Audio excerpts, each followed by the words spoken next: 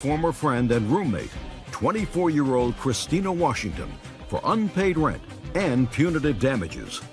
Christina claims Jennifer forced her out of the apartment.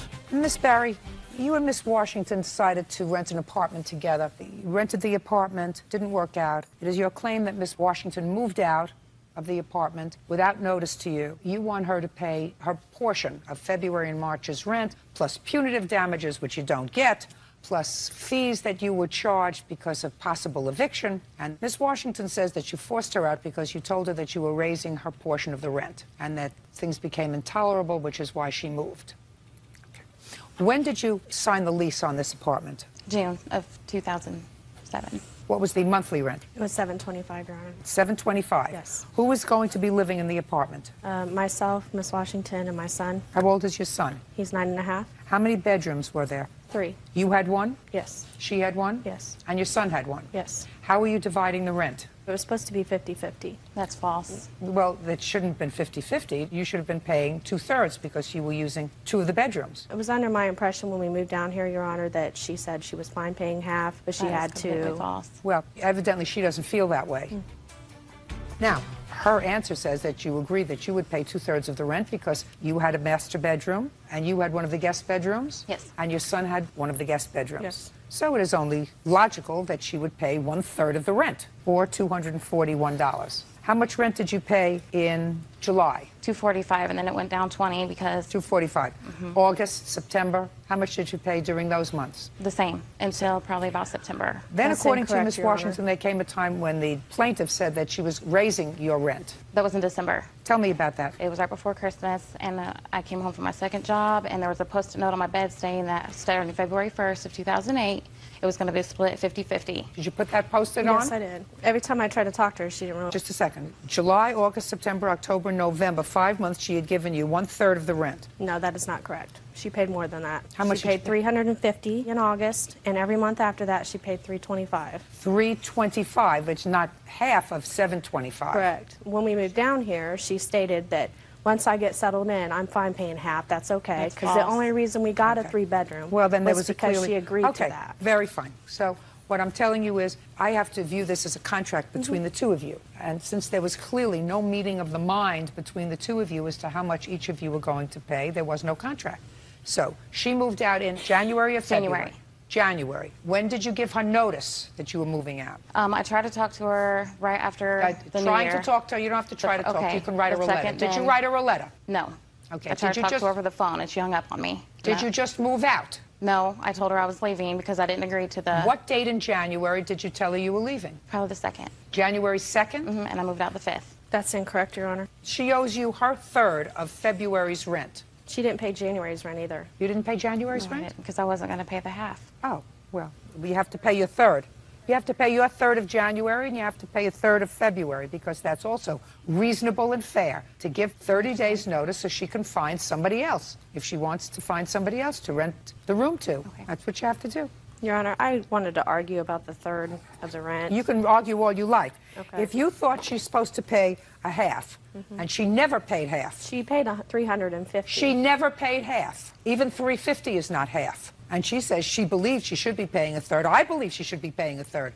Let's say if you had your son and you have 2 small bedrooms and you said, look, I'll take a small bedroom, my son will take a small bedroom, and you can have the master bedroom. Even that's reasonable. But you have the master bedroom and you have another bedroom and you want her to pay 2/3. It's unreasonable. Now, the next thing I want to know is, what fees did you have to pay and why to the landlord? In January of the 28th, I have the eviction notice. I had to pay $1,075 in order to stay. And what was that for? It was $725 rent, $200 in legal fees because they filed the eviction notice, and I have a copy of that right here. Well, show me where it was $200 for legal fees. Okay. It's in the lease. No, I just want to see that $200 of that $1,075 went for legal fees. Okay. It's right here, Your Honor. And then here's the receipts that I paid it. Okay. The original amount I was supposed to pay was $1,075, and I couldn't afford the whole $1,075. I had to scrape pennies out of my son's piggy bank to get the $1,070. It was $200 for the filing of the eviction notice, which she owes you half of because she didn't give you sufficient notice in order to find somebody else, if you wanted to find somebody else to live with. It's hard to find someone else when I'm a single mom. I've got my kids at home. Nobody wants to move in with She had her boyfriend there all the time. Just a sec. Helping her with stuff. Shh. Don't speak out. I don't like when you speak out. That's not my problem. That's not her problem. You didn't have a contract with her. According to the rental agency, a half and half is what's on the lease. You and she did not have an agreement as to how much she should be paying in rent and how much you should be paying. And based upon common sense, it doesn't make sense for her to pay half when you have two people living in your house who have two of the bedrooms in a three-bedroom house. Doesn't make sense. She owes you $583. She owes her share of the month of January when she was there for at least part of the month, that's for sure. And I believe she should have given you 30 days notice, giving you an opportunity to find someone else. Judgment for the plaintiff in the amount of $583. Thank you, that's all. Mitchell Carson is suing the mother of his child, Michelle Harris, and her husband, Todd Harris, for the return of attorney fees for a failed adoption. Mr. Carson, you and Mrs. Harris have a child together. How Correct, old ma'am. is that child? He's 8 years old, ma'am. Did you ever live with him? No. This is your claim.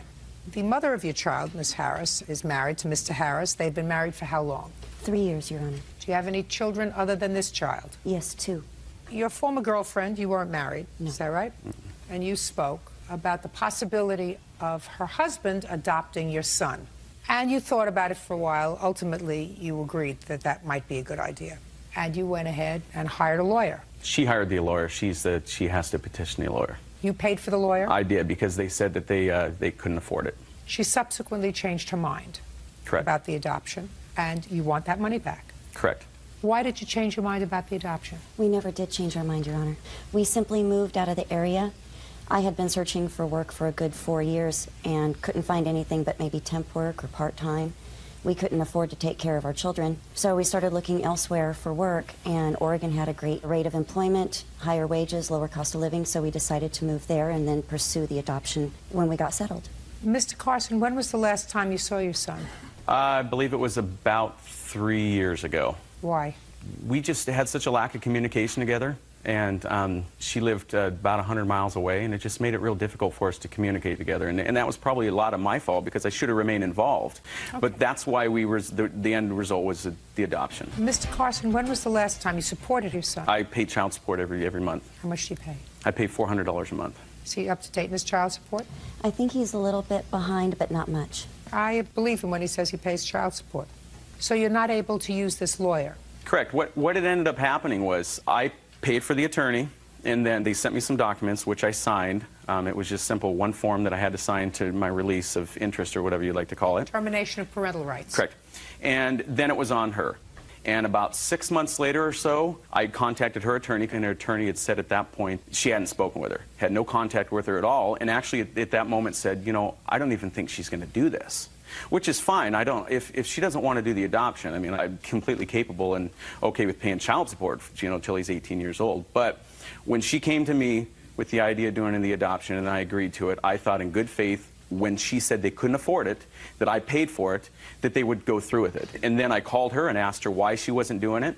It was at that point that she said it was because, you know, financially they couldn't do it. So they needed your child support to help support the household? Sure. Correct. And also at that point, I had contacted Michelle to find out what was going on, and then she told me she was moving.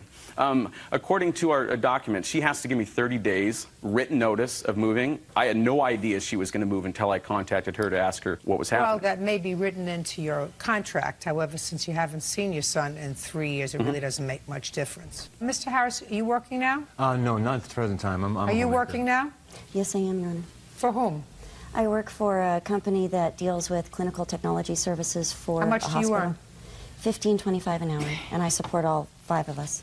No, you don't support all 5 of you. He helps support all. When was the last time your husband worked full-time? And I would where? say it was for a landscaping company in Olympia, and it was a year and a half, 2 years ago.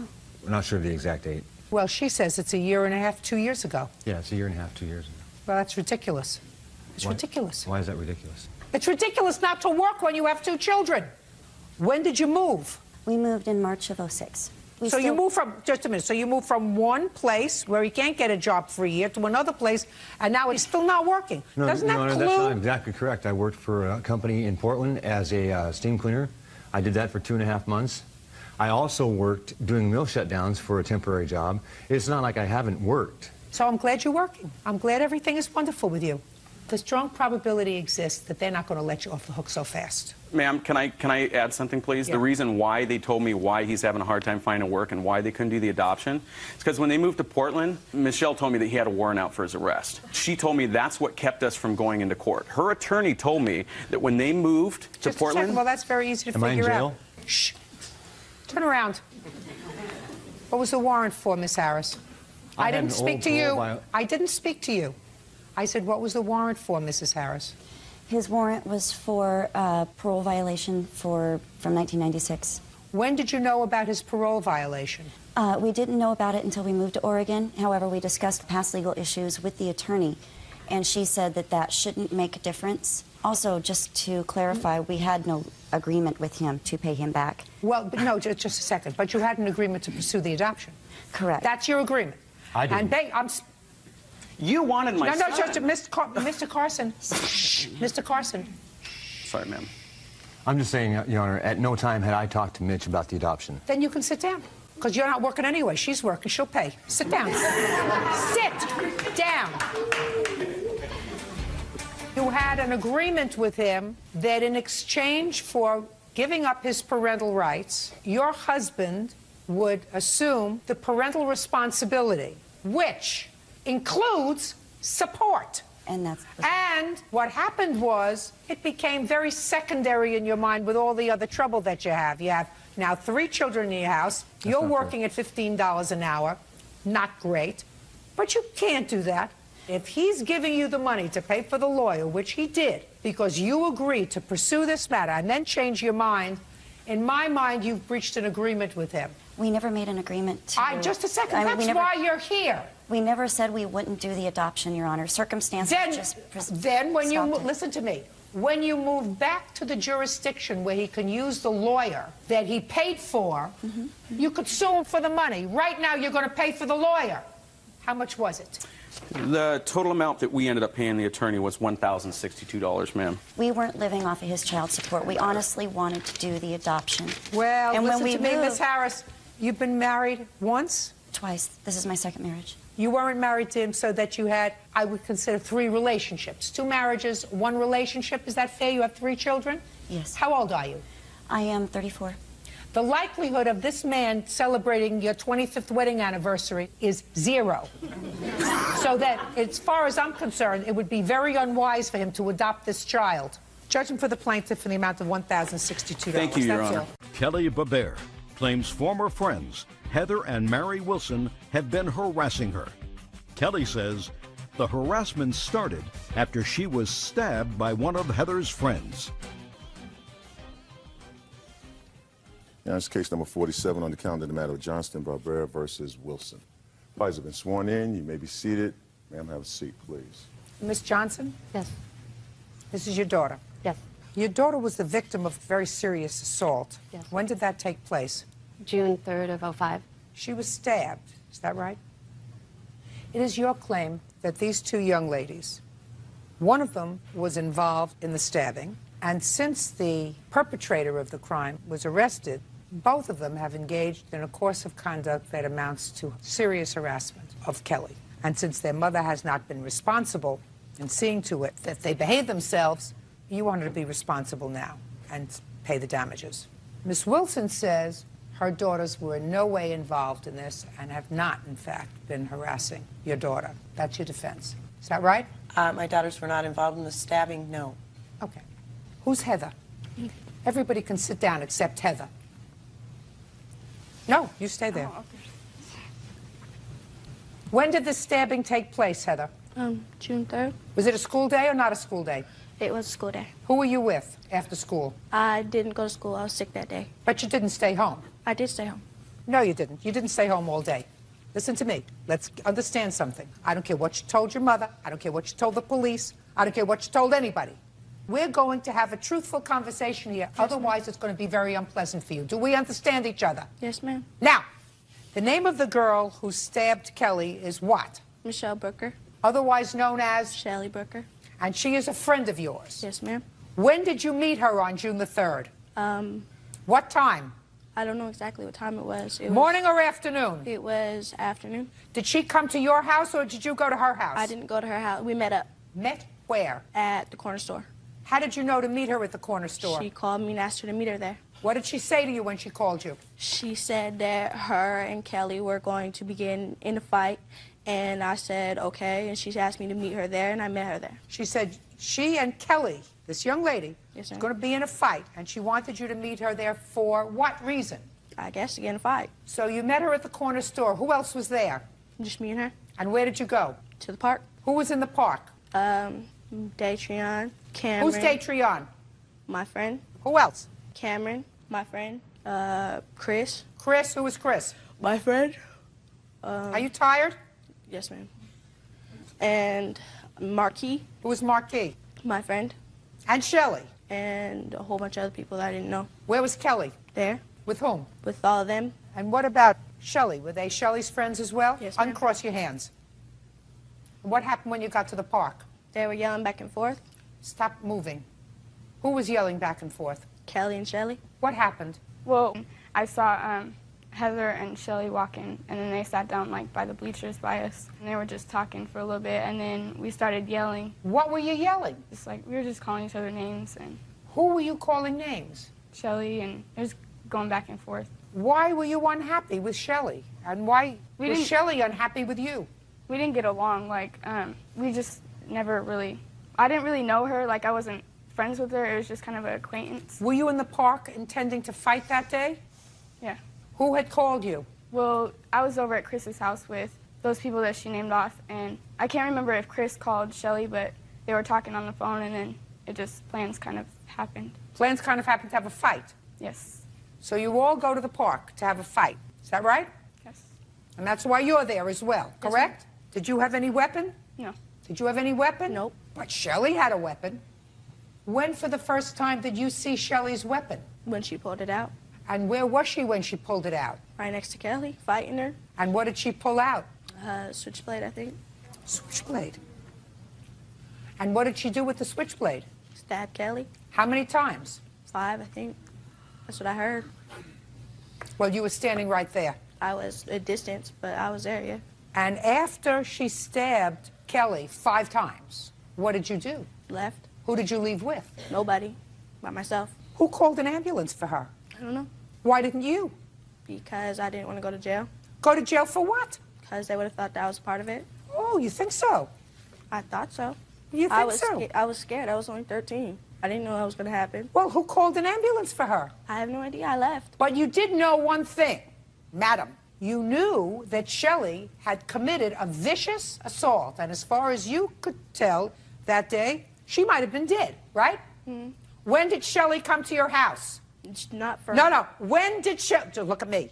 When did Shelly come to your house? Like a month after, weeks after. Are you telling me that you didn't speak to Shelly between June 3rd?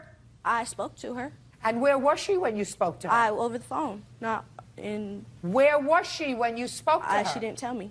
I don't believe you. I don't believe you. If your mother believes you, then she wants to believe you. I don't believe you. Because a 13-year-old girl says, where are you? The police are looking for you. She said, I don't want the police to know, and so I'm not going to tell you. Oh, yeah, I don't believe that. For a second. Did you call the police and tell the police that you had been receiving phone calls from her? No, ma'am. Why not? I don't know. Why not? I don't know. And when did she come to your house? Months afterwards. You can ask my mother. You mean, I'm not asking your mother, I'm asking you. Does your mother work? Yes, ma'am. She's out of the house Monday through Friday? Yes, ma'am. She doesn't know what's going on in the house when she's not there. She doesn't know what's going on in the house when she's not there, and she doesn't know whether Shelly came to the house, you gave her food, you gave her money, you gave her clothes. She doesn't know any of that. I know it. Well, I didn't. Oh, yes, you did. Oh, yes, you did. The same way you walked away, leaving her to bleed to death, is the same way that you helped your friend Shelly, because you went there to fight at your friend Shelly's request. That's why you went there. I didn't go to fight. Then you should have stayed home, because according to you, yes, you didn't go to school because you were sick. Now, When your mother came home, did you tell her what happened? No, ma'am. No, because you were supposed to be home, so you lied to her. Again, right? Yes. How long did you lie to your mother? I didn't keep making up lies, but until when for the first time did you tell your mother that you had been there and witnessed a stabbing? When the detective showed up at my house. That's right. So until then, you kept lying to your mother. Well, I just didn't tell. How long were you hospitalized? For like a week. Where were you stabbed? My stomach, both my arms, my back, and my leg. What kind of a sentence was imposed on Shelley? She got 2 years. I don't remember what if it was first-degree assault. She's incarcerated for 2 years? Yeah. How old is she? I think she's a year younger than I am. How old are you? 17. She's still incarcerated? Yeah, she gets out in November. Did she go to trial? Yes. She went to trial? What was her defense? I'm curious. She said that it was self-defense. Self-defense. Where was the other knife? It wasn't. That's why she was convicted. Now, it is your claim that these two young ladies have been harassing you. And as a matter of fact, you have protective orders. I want you to tell me when the first incident of harassment started. Well, I can't remember which one was first or whatever, but there was like a whole bunch of stuff off MySpace and just writing back and forth. And Mary was just like talking about she's too old to fight me or whatever, but she has other people that will. And when did she say that to you? She wrote it on MySpace. Can I see it, please? I'm going to give you the police report also that verified it, because when we went to print that out, we were out of printer ink, and she took it off immediately after, but we have 3 of the different things here. How old are you? 20. Is there something wrong with you? Yeah. Why did you even communicate at all with her? The reason that I communicated with her was on MySpace, like she had said was true. But through a friend of ours, there's a picture of my daughter on his MySpace, or there was. I couldn't print it out because he deleted the picture, but she said that my baby was ugly. So what? And you can't delete male messages off MySpace to show others. You just told me that you communicated with her. On a phone call, but I didn't communicate on a MySpace message. Well, what did you say to her? I was calling her a whole bunch of names and told her that she should have kept mine and my kid's name out of her mouth. And I did say that she's lucky that I was too old to beat her up. But I never said that I had friends that could beat her up or anything like that. Actually, it says it right here that... Can I see it, please? Yeah. She called the house the same evening. She emailed, and then later that night, Kelly and I both answered the phone. You called again between 8:30 and 9 p.m. That's the only time I called her. Shelley didn't kill you when she stabbed you, but I will? No, that is not me writing that. Why would I try to kill a little kid? I don't want to go to jail. I have a daughter. This is... Yeah, I don't think that you wanted to do that at all. I just think that you said it just to be stupid. Yeah, but I don't think that you meant it at all. I think that you said it to be stupid. I mean, yes, now, when did you know that your sister was having trouble with her? I knew when the detective came to our house and spoke that she had been at the stabbing. And I figured that they had problems because her and Shelley didn't get along. So I figured my sister's Shelley's friend, then obviously she's not going to get along with her either. Your sister has a bad attitude. Did you know that? Yes, ma'am, I do. You know, not a bad, very bad attitude. I'm very aware. Does your mother know that your sister has a very bad attitude? I can tell from looking at her face. If I were her mother and had a face like that, look at me when I talk to her, it would be the last time I would look at that face, madam. It would be the last time I would look at that face. How old are you? 15. Do you want to be a miserable, ugly person your whole life? No, man. Well, you're starting out that way. You really are. You can either be successful and productive, or you can be a loser. Right now, you're on the road to loser. Big time. Does your mother tell you that? No. Well, I'm telling you, big time. You've got a miserable attitude. I can tell that from 20 feet away. I didn't even have to live with you as long as your sister did. You think that people are going to be attracted to you because you're tough? No, ma'am. They won't. They'll think you're an idiot. Can't you do anything with her? I've tried. As you can see, it's complete opposite, and trust me, we've tried. It's just, if you don't have the attitude to change, nobody around you can make you change, and she doesn't want to change, so. Do you discuss that with your mother? Yes, me and my mom do talk about it. You have my sympathy. Thank you. You really have my sympathy. I don't know what you're going to do with her. You know, when they're little, you can, deal with them better. You'd put them in a corner and you'd say, time out, and here's a good crack in your head, too. But she's too big for that. Just gotta wait for her to move out. 18's coming. What's with you, my dear? Why are you so angry? Why are you so angry? Why are you so hell-bent on destroying your life? I'm I'm not trying to destroy my life. But you are. I'm not. You are. Your mother can't wait for you to turn 18 so that you get out of the house because you're making the rest of the family miserable. Is anybody at home abusing you? No, ma'am. Well, then I don't understand why you're so miserable. Well, you were involved in a very serious crime. You did absolutely the wrong thing. If a 13-year-old person who's not an infant sees a dog get hit in the street, they call an ambulance. They don't walk home and just, relax. Get stabbed 5 times by somebody who had a weapon, and you were able just to go home and sleep and get it. It's not important. I didn't know what I was supposed to do. You were supposed to get help for somebody that needed it because you were involved. You want to know why you were involved? Because if you and these other people hadn't gone with Shelley to the park, Shelley wouldn't have gone to the park. Shelley took strength in the fact that her friends were with her. You're all accomplices. Yes, you were. But for the fact that you all gave Shelley support, Shelley would not have had the courage to go to the park alone and stab her with a knife. She may have done it on another day, but she wouldn't have done it on your watch. That's why you're responsible. And then from a humane perspective, how could you just walk away and leave someone to bleed to death on the street? Now, I want you to continue to tell me what problems you've had with Miss Attitude over here. It was like when I was going to Brenda's house. Tell me what happened. And I was going to my street so I could catch the bus back up to my house to get my clothes to go over to hers. And it was like in an intersection, and we were stopped at the light, and then Heather and like the people that were with me at the park or whatever were with her, and she walked in front of the bus and she was just calling me names and stuff, and I was getting off at that stop, so I pulled the thing and then I got off the bus or whatever. They all turned around, and then I just went in the corner store, and when I came back out, they weren't out there. Why do you have any contact with her at all? I just flipped her off. Why? Because she didn't like me, so I didn't want to like her. Just a second. Between the time she was stabbed and last November, why did you have any negative contact with her at all? I shouldn't have, but that was the only time that I said anything to her. Why did you say anything to her? I don't know. I was being stupid. But I have papers here that she wrote me. She wrote me first before that day. She wrote me. I'd like to see him. I wrote her back, and then she wrote me again.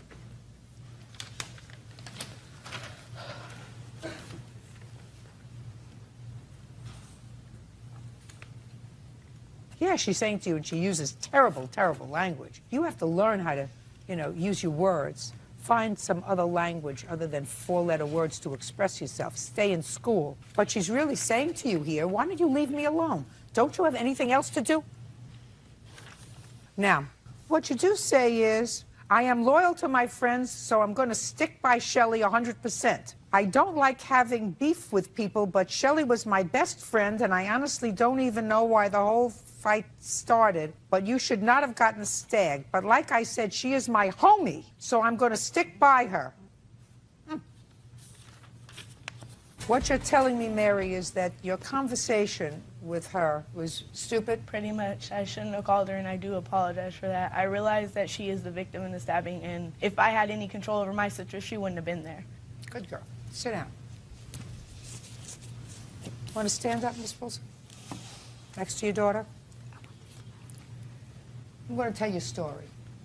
Many years ago, when I was a family court judge, there was a young girl who was going to Fashion Institute of Technology, and she was on the subway by herself, and a group of girls, 5 of them, had nothing to do that day. So they got on the subway, and this girl, whose name was Marisol, was wearing big hoop earrings. This case was probably 20 years ago, but I remember it so distinctly because one of the girls said to her friends, "Run those earrings," which means steal the earrings. And they circled her, and one girl grabbed her by the hair, another girl ripped off the earrings, and the third girl stabbed her to death. She was 17 years old. And they got the stabber, and the stabber was tried for murder and convicted. You got that look on your face that I'd like to wipe off. Don't put it back on your face. I was sitting in family court at the time, and it was my job to try the other girls who were juveniles, and I convicted them all of murder, even the ones that didn't stab her, because but for the fact that they acted as a pack and they surrounded her and they were there giving her support, that girl would not have had the guts to take her on one-on-one. And I tell you now that that conviction was held up on appeal. So you are very lucky that nobody arrested you. You're very lucky that they didn't charge you, because if you were in my ballpark, you would be spending some time with Shelley. Meanwhile, it's going to cost you and your family $5,000, because that's what she's suing for, and that's what she's going to get. And I certainly hope that your mother gets you some help. Otherwise, you're going to be a miserable person your whole life. That's all. Thank you. Stacy Crawford says her boyfriend's friend, Scott Endicott, threw gasoline onto a campfire, causing her to be severely burned. Scott claims Stacy is partly to blame. Ms. Crawford, it's your claim that Mr. Endicott is responsible for you being severely burned. You want him to pay your medical bills that weren't covered by insurance, and in addition, a sum for the pain and suffering that you endured as a result of these burns. Mr. Endicott says that you were burned as a result of your own drunkenness. So tell me when this happened. August 17th, night of August 17th, was laying next to, we were camping. Who was camping? Me, Mr. Endicott, my boyfriend Jeff, his 13-year-old daughter. I mean, there was a group of us and other children. When had you gone camping?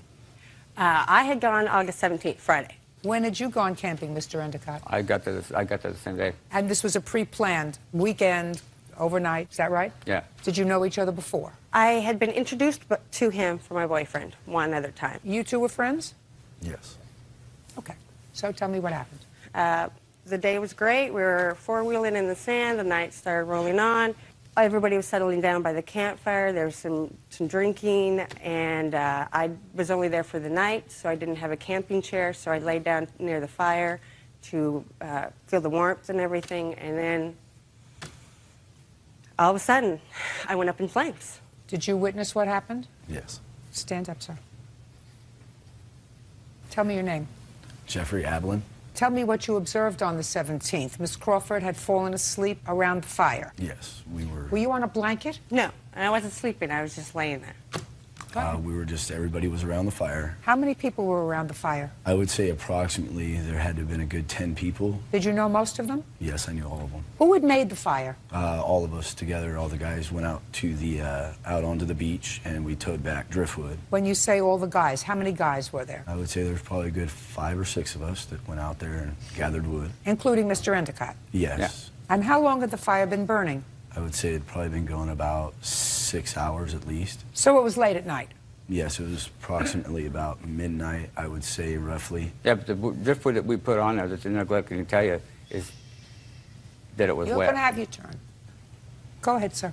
So we were all just hanging out by the fire talking, and I didn't actually see Scott throw the gas on the fire, but what I seen was a huge flame and her burst into flames. After you burst into flames, what happened? I started rolling. Jeff and a couple of the other guys all kind of jumped on me, pounced at the fire, threw sand on me. They all picked me up at that point, took me to the hospital there in town, the ER. At that point, I was in shock.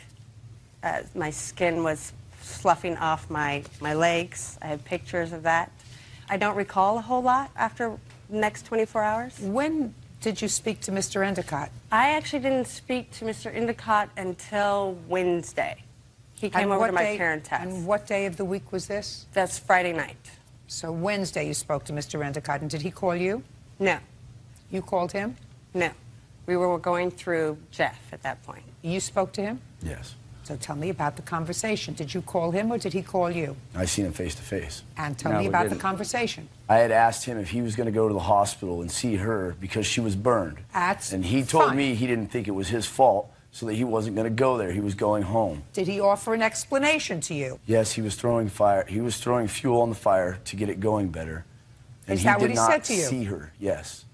Is that what you said to him? Yes. Now you can sit down. Now I'll see the pictures.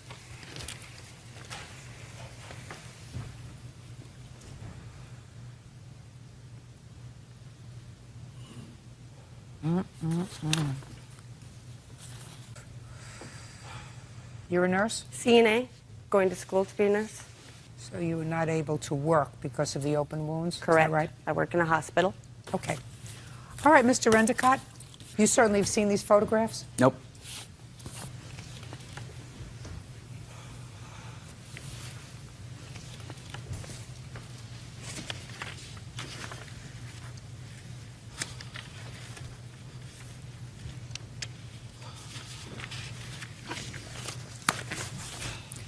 Okay, sir. Let's start on the 17th. When I got there, there's a small campfire, and everybody was doing their drinking and stuff. And I was going back and forth from that campground to another campground. When were you going back and forth between the two campgrounds? Just through the course of the night. Because I got there around 7 o'clock, and from 7 to about 10, I was going back and forth because I had family in another campground. And around 10 o'clock, I came back out there, and that's when everybody decided I decided to stay out there. At 10 o'clock? Yeah, around 10 o'clock, I believe. And me and Jeff and some other people went out and got some more firewood, and we brought it back, and the firewood was damp, and so we had it all stacked up on there. And through the course of the evening, the fire hadn't really started on the wood, and another friend asked if we could pour some gas on the fire. And when I went and got the can, another friend was going to pour it out of a cup, and I just told him I'd pour it out of a can.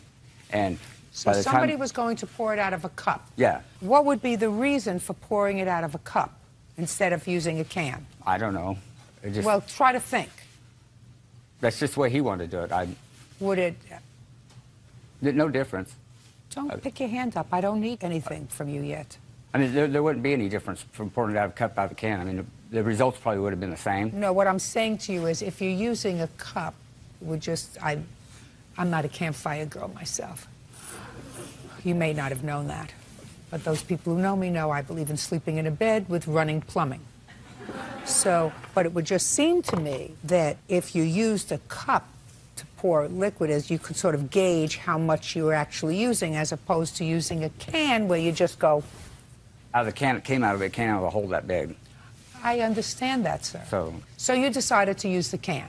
Yeah. Okay, and then what did you do? When I was walking over to pour the gas on the fire, everybody that was awakened by the fire all moved away from the fire. So I thought it was safe to pour gas on the fire. She was on the other side of the fire, and the wood was stacked up pretty high, wearing dark clothes, and nobody could see her. No, not nobody. I couldn't see her. So whose fault is that? I think it's both of our fault because... Don't tell me why you think it's both of your faults. Let us say that I believe you when you say she was, because I read your answer, that she was probably sleeping because she had had too much to drink. Let's say I buy that 100%. Explain to me why that's not your fault. It is my fault for her getting burnt, but I don't feel financially responsible for it. Well, why, if it's your fault for her getting burned, why aren't you financially responsible, Mr. Endicott? Why isn't she responsible for her own actions? What are her actions that caused her to get burnt? Being inebriated. Yeah. So were you. So was everybody else that was there. They had been drinking all night. You had been drinking in between two campgrounds. You were all drinking. How does the fact that she was drinking, sleeping, make it her fault? Don't you get that? It's your fault. Let me give you an example, Mr. Endicott, of the lunacy of your position. Okay, sir? Pay careful attention to me. Let's say you're drunk and you get behind the wheel of a car, just like you pick up a can of gas while you're drunk, and you're driving along and you hit somebody who is sitting in their car in a no parking zone. They're sitting in their car, not moving. You're drunk in your car. You plow right into them. You think it's an argument in your defense that they're sitting in a no parking zone? Not in that situation, but what if she... Of course not. What if she... Of course not, because the fact, sir, that they are sitting in a no parking zone has absolutely nothing to do with the fact that you recklessly got behind the wheel of a car while drunk and drove that car into the parked car. Similarly, Mr. Endicott, the fact that you did not secure the area by walking around the perimeter of the fire to make sure nobody was there before you poured gasoline on it is your fault. Not her fault that the wood was piled too high so that you couldn't see over it, or it was dark, or that she chose to wear dark clothing when she was sleeping at the fire so you couldn't see her. If you had walked around the fire, you would have seen her, right? Yeah. You didn't. Whose fault is that? I guess it's mine. Ah, now we're getting closer to it. If it's your fault that she got burned because you were negligent and careless, you're responsible. Do you understand that? Just say yes, ma'am. Perfect. Judgment for the plaintiff in the amount of $5,000. That's all. Step out. Charlene Juergen says ex-boyfriend Colin Hager owes for a burglary, an assault, and a loan for bail. All right, Ms. Juergens, you and the defendant used to have a romantic relationship, and according to your complaint, something happened a year ago that caused all kinds of problems. There was a freeway altercation between the two of you. You claim he assaulted you, then he was arrested. Then you decided that you would help him out by bailing him out. You obligated yourself to a bail bondsman. You claim he owes you money for that. You claim he owes you money for the assault. You claim he owes you money for going into your apartment at some time subsequent to this altercation and ruining your property. Mr. Hager has a whole different interpretation of what happened on the freeway about a year ago. He says that you actually stole money from him, that you're not obligated to the bail bondsman. He's obligated to the bail bondsman. He's going to have an opportunity to tell me, but you're no longer in love? No. Absolutely not. You don't see each other anymore? No way. No. Perfect. So, tell me what happened a year ago, Ms. Juergens. I was in a violent relationship, so I moved out of my county to a different county, and he followed me down there. He learned where I lived. Look at me. Don't look down there. And he showed up and broke into my bathroom window. And he... Were you home during all this time? No, I was not home. Just a second. You have any proof that he burglarized your house? No. I have a police report of the robbery. That you reported? Yes, I did report it. I can make a report. I can make a report that he burglarized my house. He admitted he went through my bathroom window on the police report. What date?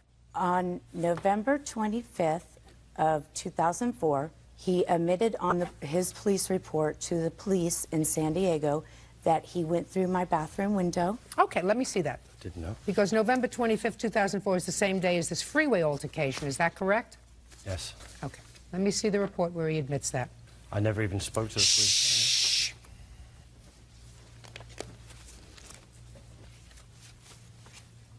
Just a second. Would you have her point out where he says window? Just circle it. Circle where he admits to the police that he went into your bathroom window. He returned and climbed through my bathroom window. That's you telling the police. You said he admitted to the police that he went through my bathroom window. I said, show me in the report. Perhaps he admitted it to me. Oh, please. All right. Would you get to the freeway, please? What happened on the freeway? Well, I left my home because I didn't want any problems at my home. So I got in my car and I was traveling to my friend's house, and his car chased me, and I thought I should go right to the police department.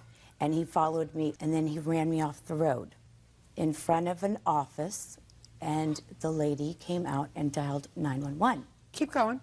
I couldn't call 911 because he was reaching in my window to steal my cell phone. Keep going. He hit my rental car, and then he sped off. Keep going. So basically, that's hit and run. The police arrived, took my statement, and they went to track him for the robbery and the damages to the car. Keep going. They found him, and they arrested him. He said he had a drink and a lost phone, and he was crying and upset. Let's get to the bail, Ms. Juergens, please. He was arrested in San Diego. He knew my home phone number, so he called collect, and he promised to pay for those collect calls. Just a second. He called collect, and the operator said, I have Mr. Hager on the phone, and you said, I'll accept the charges. Not the first time. I don't care if it's the first time or the 100th time. Eventually, I took the call. And what happened when you took the call? He was upset and crying and promising me that he would quit using drugs and he would go to AA and never drink again. Please help me get out. My family won't help me. My sister won't bail me out. Only you can help me out. So? I hung up on him and I called my lawyer.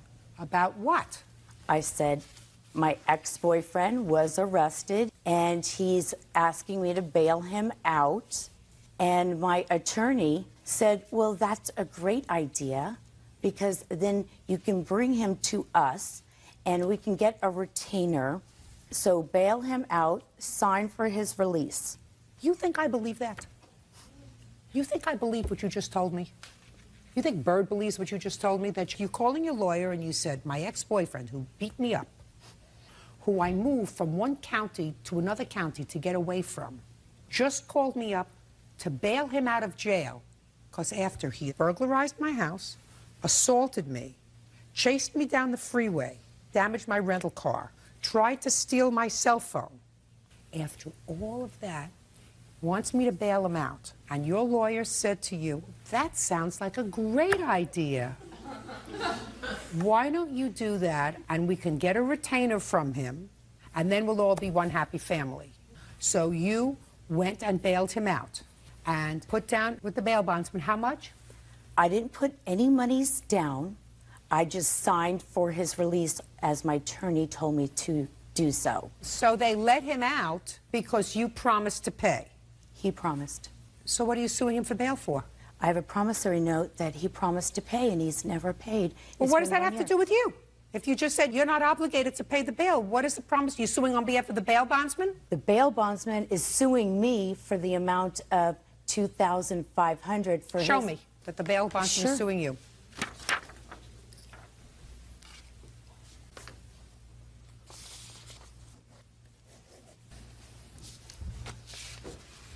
Well, they're not suing you. They said if this matter is not resolved, they're going to send this to a collection agency. Tell them to sue you. All right. Tell me this story about what happened, Miss Juergens, when you signed him out and took him to your lawyer. Tell me what happened. My lawyers had him sign a retainer and they made $8,000 off of him. Yes. Then they called him and said, why haven't you paid that bail bond? It's going to collections. Pay it. And he promised. Just a minute. Why would you take him to your lawyer? Because this man who you fled from one county to another to get away from, who just burglarized your house, assaulted you in your home, battered your car, almost killed you on a freeway, why would you take him to your lawyer? To get him out of my county of San Diego and put him back in Orange County and let my lawyers handle it. How many lawyers are there in Orange County? About 1 million. Right. And according to you, we paid your lawyer $8,000. I guarantee you, another half dozen of the 1 million lawyers in Orange County would have taken the case for $8,000. So why you chose to take him to your lawyer? The whole story is so bizarre. And if the story is so bizarre, and if it doesn't make sense, it didn't happen that way. All right, Mr. Hager, I've listened to the fairy tale on this side. You want to tell me your side of this fairy tale? What really happened was she took off with my phone after coming to my hotel room. Where was your hotel? San Diego, Mission Bay. What were you doing? They're like getting ready to go to SeaWorld. You were getting ready to go to SeaWorld? Yeah. Who were you going to SeaWorld with? I was going to go to SeaWorld with my daughter. Was your daughter with you? No, she wasn't at the time. Where does she live? She lives down in Costa Mesa. Listen, Mr. Hager, yeah. You're always going to get tripped up on a little detail. Yeah. Because they make up the story as they're going. Do you understand? Oh, I'm not making it up. Oh. What were you doing in a hotel room, and what was she doing in your hotel room while you're getting ready to take your daughter to see the sea lions? My daughter wasn't with me at the time. She was in Oceanside visiting her cousins. Charlene came down there because she had to see me. Just a second. How did she know you were there, sir? She called me. On your cell phone? Yeah. Okay. And you told her, I'm here. Did you tell her before or after you arrived? After I arrived, I believe. And she came to your hotel? Yeah. What's the name of the hotel? I think it was the Hilton. Paid by credit card or cash? Credit card, I believe. And you registered there in your own name? Yes, yes. Why do you hesitate? Well, I have trouble with remembering details. Yes. Well, I mean, it would be a simple thing. Somebody said, did you register there in your own name? I'd say, of course. Yeah. I wouldn't say, Do you know what I'm saying, Mr. Yeah, Hager? I know what you're saying, yeah. It's the little details that are going to trip you up if I don't get an accurate story from you. Okay. Or as close to accurate in this fantasy that I want to get. All right.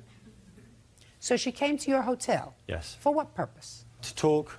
About what? About a relationship, and also to try and talk talked me into backing off on some of the accusations and charges I had against her. For what? Battery, robbery, all kinds of stuff. Were there criminal charges pending against her at the time? Yes. Is that true, Ms. Juergens? 1, assault. Robbery is false. So at the time you went to his hotel, there was a current criminal action pending against you? Yes. Well, at least I got you in his hotel. That's different from the bathroom in your house. Now, according to you, she left your hotel with your cell phone. Is that right? That's correct. And that's why you followed her on the freeway? Yes. Did you pay the bail bondsman, sir? Yes, I paid him everything up to about $2,500. Did you pay her lawyer any money? Yeah, and quite a lot of money. In fact, I paid her bill for the lawyer, too. You did? Oh, yeah, I have the receipt right here. How much did you pay her lawyer? $1,250 on one count, and then I paid $2,500 on another count. What made you so magnanimous? Well, you know, she kept telling me that we could work things out, and she loved me and stuff like that. Were those criminal charges subsequently dropped, Ms. Juergens? No, they weren't. Did that case go to trial? It did not. I changed my not guilty plea. To a guilty plea? Yeah, after 11 months. What was your sentence? Time served. How long had you been incarcerated? 48 days. What was the nature of the assault that you pled guilty to? He alleged that I scratched him and assaulted him and battered him. Is that right, Mr. Hager? Yeah, I have the report with the 5 stitches that I had, if you'd like to see that. I would. So I am correct in the time sequence in this case. Right. Your allegations, Ms. Juergens, that he assaulted you after he crawled through the bathroom window, and that's when you took off down the freeway. That police report was made after you were under indictment for assault. Is that right? I was fighting my alleged charge. Correct. Well, the alleged charge. It's no longer an alleged charge. It's a conviction. Now it is. How come you didn't tell me you were in his hotel room until I got the information a different way? You didn't ask, and he asked me to go. He invited me. This is the same man, Ms. Juergens, who you fled from one county to another to escape. You went to his hotel room alone? Goodbye, Ms. Juergens. I am totally disinterested in your lawsuit. You have no case. That's all. Goodbye. Salminio Moten is suing his ex-fiancée, Andrea Umerski, for the return of a laptop. Andrea claims Salminio gave her the computer before he was deployed to Iraq. Mr. Moten, it is your claim that the defendant, who is your former girlfriend, has a computer that belongs to you. You want it back. Yes, Your Honor. The defendant says that you gave her the computer a long time ago. It was a gift. It was a second computer that you had. You had bought yourself a new one. She has a counterclaim for a whole bunch of nonsense. How old is this computer, Mr. Moten? 3 years old, Your Honor. When did you buy yourself a new computer, Mr. Moten? 2008, Your Honor. Why did you buy yourself a new computer? Because I was getting deployed to Iraq, and the old computer, it was old and it was slower than my new computer. So I felt I needed more storage. And you were taking the new computer to Iraq? Yes, for business matters. So you bought yourself a new one. And at that time, you were involved with the defendant? Yes, Your Honor. She was your girlfriend? She was my girlfriend at that point, Your Honor. Tell me about when he gave you the computer. When he came back home on leave, we were scheduled to be married, and he gave me the computer when he left back. What did he say? He didn't really say much. I mean, he just left it for me because he had a new computer. He didn't need it anymore. What did he say to you? There was no specific that, I mean, I recall that he said he just gave me the computer. We jointly lived together. I mean, I have a text message stating that I can have the computer after we broke up. Oh, I'd like to see that. If the screen goes blank, you can just press the OK button. Bird is the button presser. That would be his number listed below, his cell phone number. It's cool to keep the laptop. Just give me my mail and my clothes. Did you send that to her? I think so, Your Honor. Yes, I did. So? Well, at that point in time, I felt like I had no way of getting my laptop. I had to get... Just a second. You went to Iraq, you came back, you broke up. The reasons for it are irrelevant to me. And when you came back, you asked her for the computer. Yes, Your Honor. And she said to you, you gave it to me. No, she said, for me to give you my computer, you have to give me $400 for her ring. And you said what? I said, I don't owe you for the ring because I... Fine. You said, I don't owe you for the ring. That's part of a counterclaim. I don't have to hear that just yet. But at some point, she had your mail and your clothes. Yes, Your Honor. So you said to her, it's okay, keep the laptop. which she's now had in her possession for over a year, correct? Yes. Keep the laptop, just give me my mail and my clothes. That's what you wrote. Did you get your mail? Yes, Your Honor. Did you get your clothes? Yes, I did, Your Honor. Well, then she keeps the computer. Well, you no, made a bargain with her. You said, give me my mail, give me my clothes, you keep the laptop. You got your mail, you got your clothes, she keeps the laptop. She was asking to keep the laptop because she needed internet access for her and her kids. I was being generous by letting her keep it, but... Well, you were being generous by letting her keep it. That's what you said. Mr. Moten, were you out of the country serving your country at war? Yes, Your Honor. You saw lots of them? Yes, I did. You don't have to go back anymore, do you? No, not at this point, Your Honor. Great. And you're home safe and sound, right? Yes. And we're talking about a computer that was so old and slow that you got rid of it, that you bought yourself a new one. Yes. Right? I did, Your Honor. Just a second. Old, slow, you bought yourself a new one. You know how many old computers I have in my house? My husband says they're too slow. I said, where are you going? He said it has to be faster. But you got yourself a faster one, right? Yes, I did. Right? And you came home safe and sound. What are you bothering with minutiae for? What are you bothering with nonsense for, Mr. Moten? Especially when you said so, giving my mail and my clothes and keep the laptop. Well, I had important files on my laptop that I really wanted. And you did without them for almost 2 years now, right? Yes. You'll do it without them for another 20. I asked her to put it on a hard drive. And did she? No, she wanted to keep the whole laptop. Just a second. Did he ask you to store some stuff for him? No. No, of course not. He's making it up as he's going along. Forget it, Mr. Moten. You got home safe and sound. You gave her the computer probably before you left because you got yourself a new one. That's what boyfriends do for their girlfriends. They say, here, let the kids use this one. Let the kids play games on this one because I got one that's faster, that's got more memory, that's got this. And then when you broke up, now you want your computer back. Well, and she's not going to give it to you. She's not going to give it to you because you gave it to her. Not once, probably, but twice. Now let's get to your nonsense counterclaim. Okay. Your Honor, when he asked me to marry him, he agreed that I would go purchase the rings on my credit card, and when he came back 2 months later, he would pay the full bill. We later did break up, and we agreed that because he had one ring and I had the other ring, that he would pay half, and I also have an email saying that I will pay half. I don't have a problem with that, and here's the bill. But it's from a month ago, so there's still late payment charges on there. I haven't paid it. I have 3 children. I have more important bills to pay than a credit card bill. Did you tell her to go buy 2 rings? No, Your Honor. She bought the rings on her own. It says, I will pay my half. I don't have a problem with that. Hope everything goes well with your new relationship. I wish you all the best. Did you send this to her? Yes, I did, Your Honor. Just a minute. You have 1 ring, correct? Yes, I do.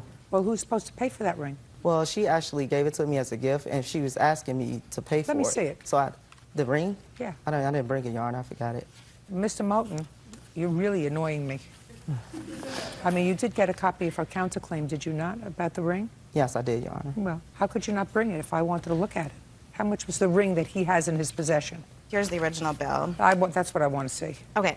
And then there's the interest and stuff incurred because he didn't pay the original bill, which we agreed that we would each split half of the bill last month. All right. How much was his ring? It was the less expensive one on there. So his ring was $200? I believe so. You get to keep the computer, madam. And he owes you $200 for his ring. That's all.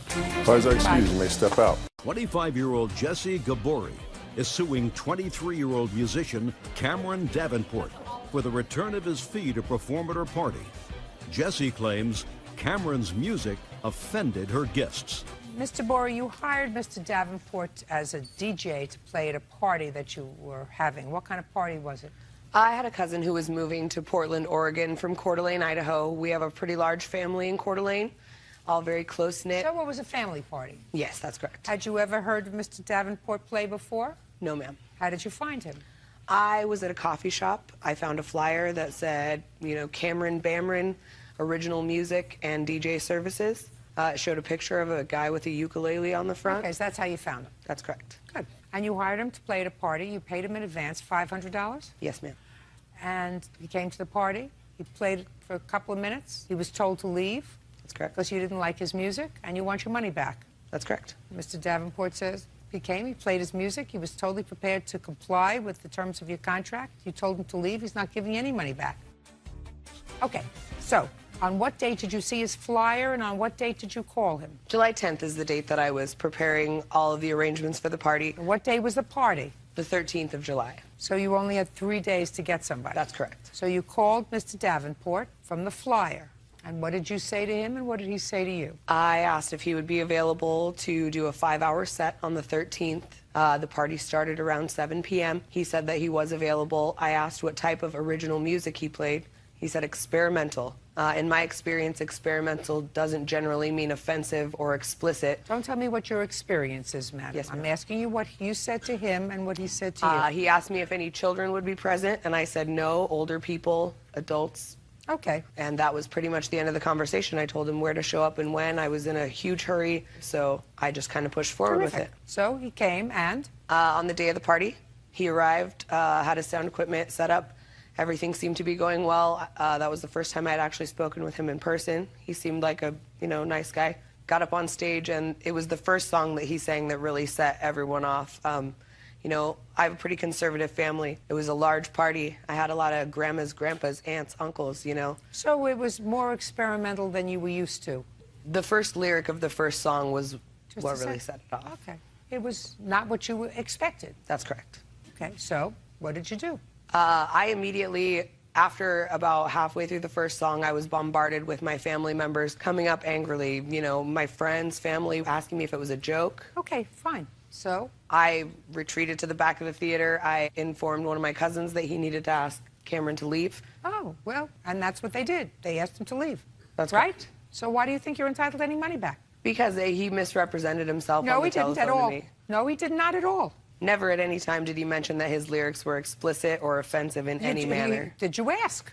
You said, what kind of music to you? I listened very carefully. You say original music, experimental. According to you, you said, in my opinion, experimental meant, I said, I'm not interested in your opinion. What you do when you hire somebody is you enter into a contract. And especially if the end of one song and you tell somebody to go tell him to leave, instead of saying to him, listen, this is not the kind of music that we want played here. Could you please play something else? And give him the option, just a second, give him the option of saying to you, this is the only kind of music I have. This is the only kind of music I do. But according to you, I listened very carefully. You said you told one of your cousins to go out and tell him to leave, which he did.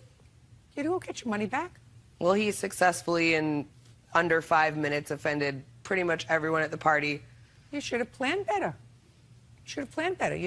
What is offensive to some people is not offensive to others. I think that he was very honest with you when you called him, and he said, are there going to be any children at the party? That would have been a clue to a normal person.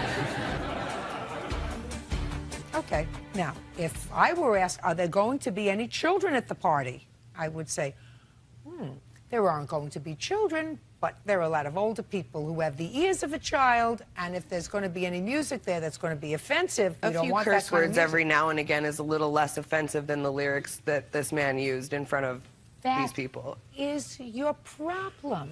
He did not breach your contract. He showed up, he played his experimental music, which is what he told you he was going to play, and he couldn't book another gig after you fired him.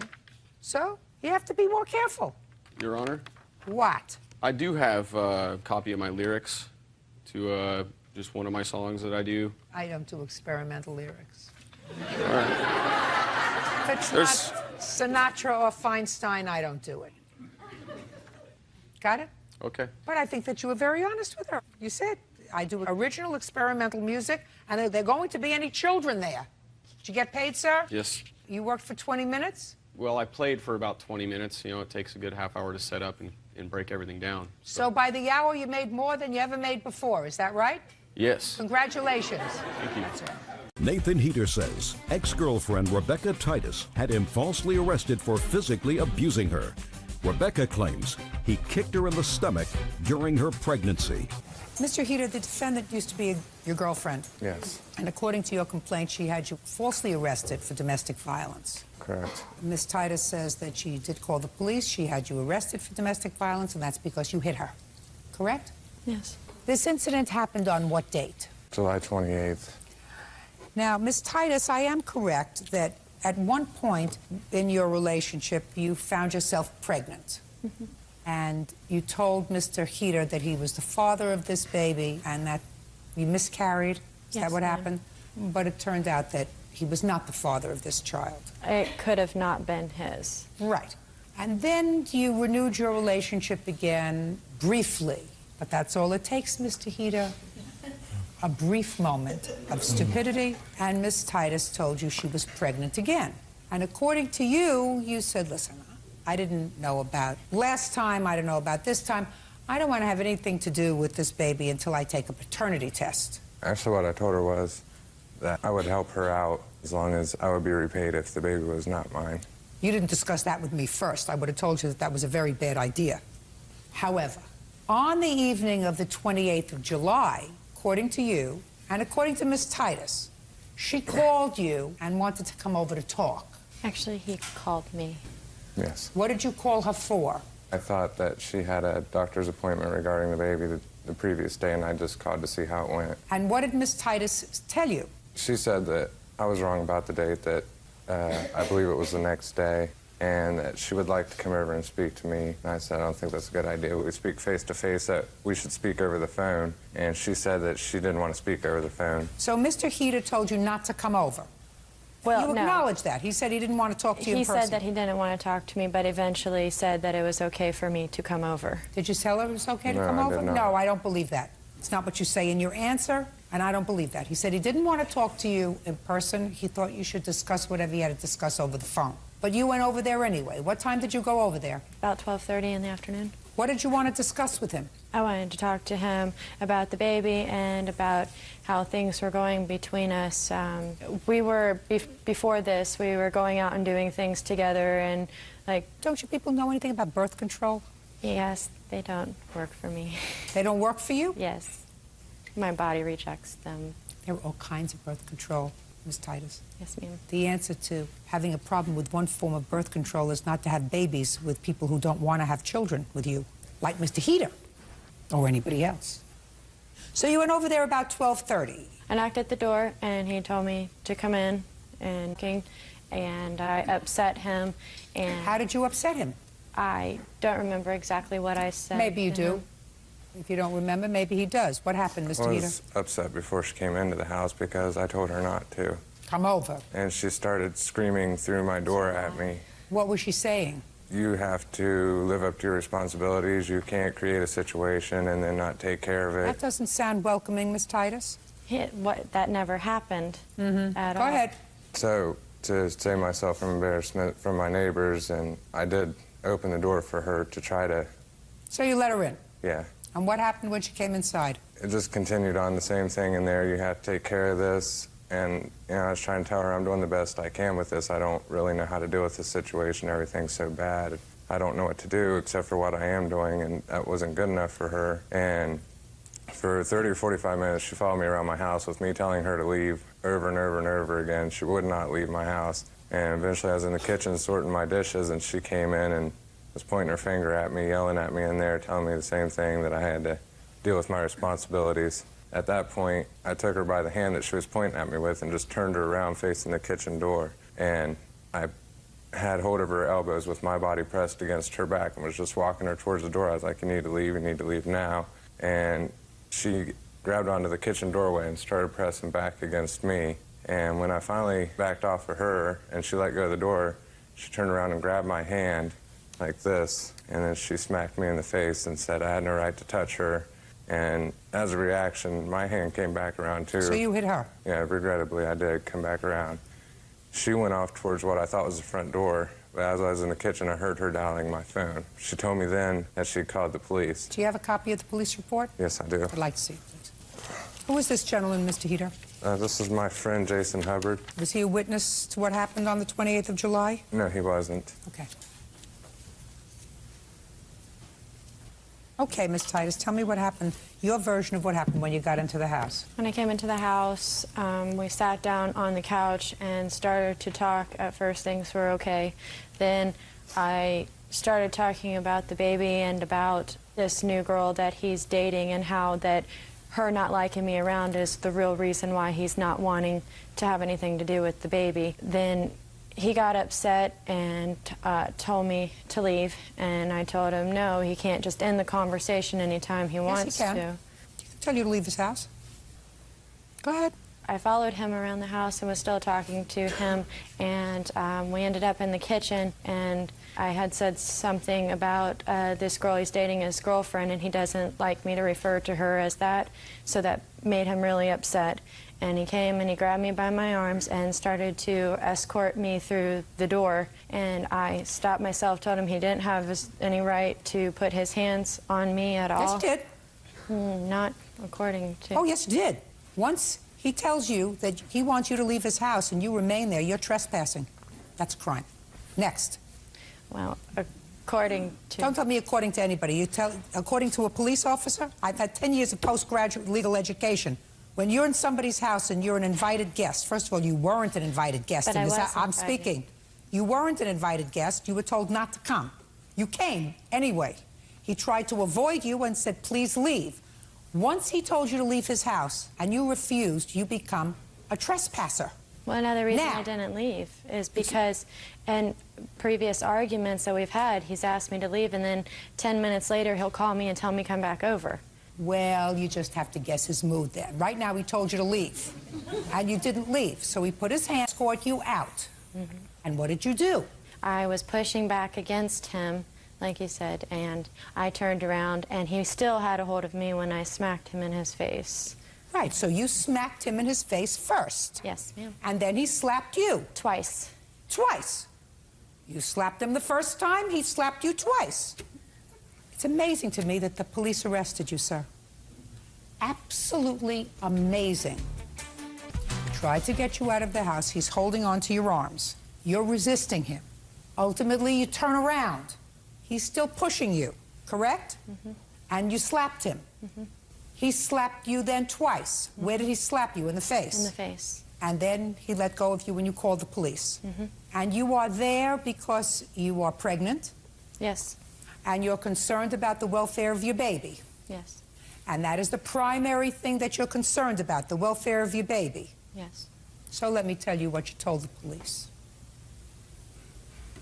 Titus said that the defendant grabbed her by the arms and began to drag her out of his house, physically trying to remove her from the residence. She advised that she is pregnant with his child and that he pushed on her stomach. Was that meant to get the police really angry at him? Pregnant, he pushed on your stomach? You're full of baloney. And you had no right to have him arrested. And I'm amazed that they arrested him. He has a right to escort you out of his house if you refuse to leave. You hit him first. Did you hire a lawyer? No, I had a public defender. One of the things that I have to comment on is you're not too swift.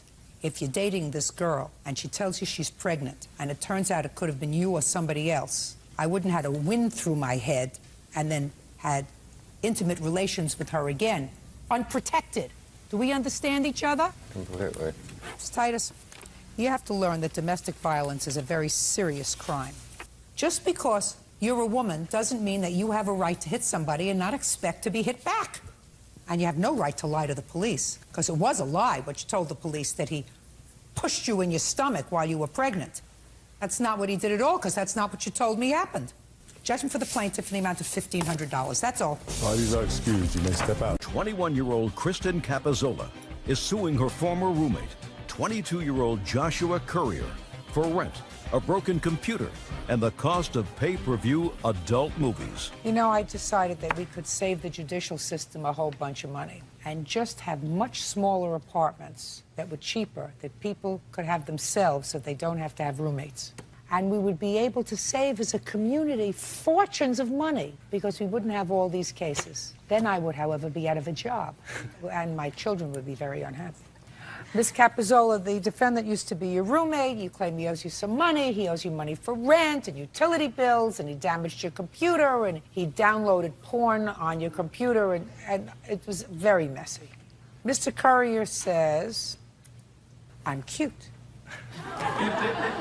Aside from saying I'm cute, he says, well, he sort of ran into some difficulty, and he's going to explain it all to me. This is the girlfriend? That's a friend. This is the girlfriend that downloaded the porn on the computer. Nah. What do you do, Mr. Courier? Cell phones. Cell phones for whom? T-Mobile. How long have you been working for them? Like 2 months. How much do you make at T-Mobile?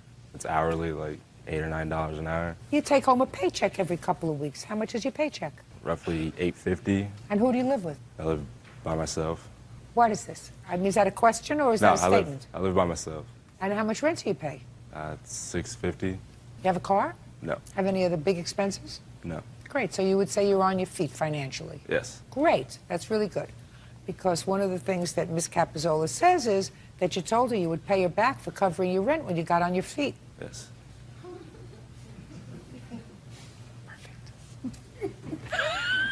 She's got to back into it, that's all. You know, you can't get on there right in the front. Right in the front's boring. You got to back into it. There you go. Right? That's right.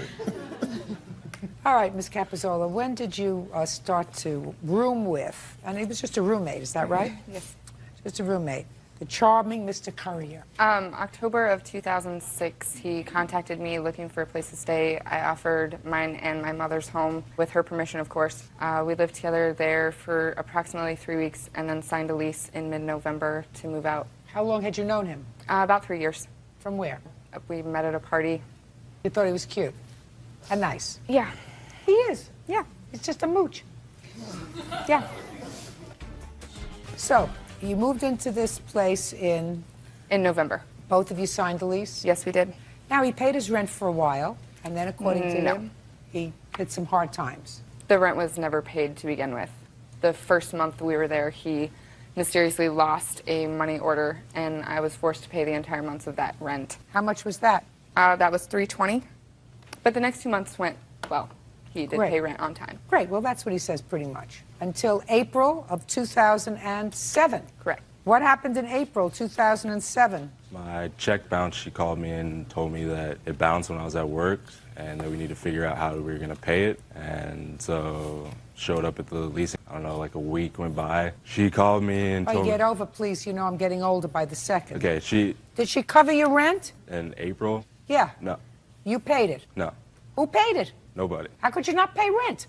Did you pay the rent? Yes, I did. Of course she did. You mean the landlord says you're such a nice guy, I'm going to let you just breeze over? How much rent did you cover for him in April? For March and April, I covered $960. Total, I covered $1,600 and six. Now, according to you, you don't really deny this in your answer. You said, I always paid my rent until April when I was having money issues. Kristen told me not to worry. She told me just to get back on my feet. Yes. Well, you're back on your feet, right? Yes. So you got to pay her the rent. I don't feel like I owe her the money because she told me not to worry about it. She said, sign yourself off the lease and then move out by the 1st. And I got the rest. And she was there. 1st of what? The 1st of May. 1st of May? Yeah. Well, we're talking about March and April. When I paid March rent, my check bounced. And April. Well, I understand that. And then April, I had like a couple days until rent was due, and that's when the check bounced. That's when she called me and said the check bounced. We're talking about rent for half the month when you first moved in, when you didn't have it, and for 2 months, Yeah. March and April, and you moved out in May. Is that right? Yes. That's all I'm talking about. Do you have proof that you paid that rent? No. And are you back on your feet? Yes. Perfect. Cute, but no cigar. What else do you want from him? I would like half of the Comcast bill that I paid for 5 months. The agreement was we wanted cable, we wanted internet, we wanted a phone, so... You should have turned it off. You should have turned it off. If he wasn't paying it and he was not being terribly responsible with money, then you should have turned it off. You don't need cable. Right. Hum. I would at least like to be reimbursed for the porn that was rented on our cable bill. Yes, sir. Now, who rented the porn? My ex-girlfriend. And your ex-girlfriend was your visitor? Yes. And did she watch this all by herself? Yes, I had no recollection that she was watching it. I Well, didn't how know. do you know it was her? She told me. But she told me she paid it, so I didn't. How much was the porn? $81.90. $1,681. Your guest? Your worries. What else? My computer that is no longer in commission. I had to purchase a new computer. My computer is basically totaled. My mom was there when it happened. Well, what happened? Him and one of his friends were downloading music, and the blue screen of death came on, and the computer never worked again. For permission to do that? He had my permission to be on the computer, yes, but I had no idea that viruses were being downloaded. And the second it happened, he told me, and he's like, I'll help you pay for half of it. What happened, sir? Actually, the night, I guess it crashed, I wasn't even there. I came home like afterwards, and her mom and my friend was there, and they're watching TV, and they said the computer did not work. And I said, okay, what happened? And they said it just crashed, and I said, okay. And then she was like blaming my friend, and then I was like, you know, that's not right. She downloaded music on it too, so it doesn't matter. And that's why I was only suing for half. Did you? Yes. Forget it. All right, you owe for the rent and you owe for your girlfriend's porn. Judgment for the plaintiff in the amount of $1,681. Thank you. Kristen Schumacher is suing family friend, 25-year-old Evan Graham, for the balance on a boat. Evan says Karen sold him a piece of junk. Ms. Schumacher, you sold the defendant a boat. I did. Defendant was somebody that you knew? Yes. And you had an arrangement. He gave you a deposit, and he took possession of the boat. He was supposed to pay you the balance in a week or so. He never paid you the balance. You want the balance on the boat. Correct. And Mr. Graham says that he relied on your friendship, that this was a good boat. It ended up being a lemon, and you ripped him off, and he's not paying anymore. Yes. How old are you, sir? 23. You work? Yes. What kind of work do you do? I own my own plumbing company. Very good. So you're in business? Yes. You deal with contracts, is that right? Yes. When did you buy the boat, sir? It would have been the end of August. Give me the date. August 18th. And that's when you agreed, is that right? Correct. Yes. What was the price you agreed on, Mr. Graham? $3,500. So there was an offer to sell the boat and an acceptance of the price, correct? Correct. Was this a verbal contract? Yes. And you gave her a deposit? Of $800. And you took possession of the boat? Correct. And then what happened, Mr. Graham? I bring it out to the lake to test drive it, and I want it run. Why didn't you make an arrangement with Ms. Schumacher for a test drive of the boat before you bought it? Because she was a family friend, so if there was any problems, we could work it out. Who said that? It's an assumption. What did you do with the boat? I bring it to a mechanic, spent $1,200. Just a second. Did you take it out on the 18th? Or did you take it out later? It might have been the 19th, I don't remember. Was it the 18th or the 19th? He purchased it on the 18th. I tabbed and licensed it for him the morning of the 19th. Then he took it from the property about 10 a.m. in the morning, I believe. On the 19th? On the 19th. When did he call and tell you he was having trouble with the boat? On the 20th. Okay. And you took it to your mechanic. You put in $1,200. Mm-hmm. Correct. And you were satisfied that it was done? Yes. So you took it back to the water. When? It would have been roughly about a week after I purchased it by the time he was done the work. So the 27th? Yeah, roughly. So I bring it back out, and now with it running correctly, I hit the throttle, and the whole transom with the motors mounted to almost broke right off the boat. Mm-hmm. And the gas tank came completely disconnected and spilled gas all over the floor of the boat. Mm-hmm. So I'm in the middle of the lake with a boat full of gas, and the transom's completely cracked. When was the last time, Mr. Graham, that you drove this boat? Early September. No, I'm talking about before you purchased it. I've never drove the boat in my life before I purchased it. You purchased the boat. You waited until the boat was titled in your name till the next day. Then you came and got it. You had trouble with it. You buy a used boat. That sometimes happens. You took it to your mechanic. Your mechanic had the boat for an entire week. And I'm not prepared to say that whatever he did to the boat had no causal connection to what the trouble was that you ultimately had with the boat. I don't know, quite frankly. All I know is that you and Ms. Schumacher had a contract, and you have to abide by the terms of that contract. Do you understand? Not completely, no. Well, I tried to explain it to you in the most simplistic terms I can. Would you like me to use monosyllables? No, maybe you could explain the part about if you have a contract and she says it runs good and it's structurally sound and it's not. Doesn't that void a contract? You have a writing that says that she is selling this boat in good running order, no mechanical problems, and you're buying the boat contingent upon that? Do you have that? No, it was a verbal contract. Your verbal contract is the simplistic one, Mr. Graham, because if I were to ask her whether she tells me that she guaranteed to you when you purchased that boat that she said it was structurally sound and mechanically sound, what do you think she's going to tell me? Your Honor, I did tell him the boat was running well. You told him it was running well. The last time you rode the boat was when? The summer before, which would have been the end of August, last week in August. So you hadn't driven in it? That's right. For 1 year?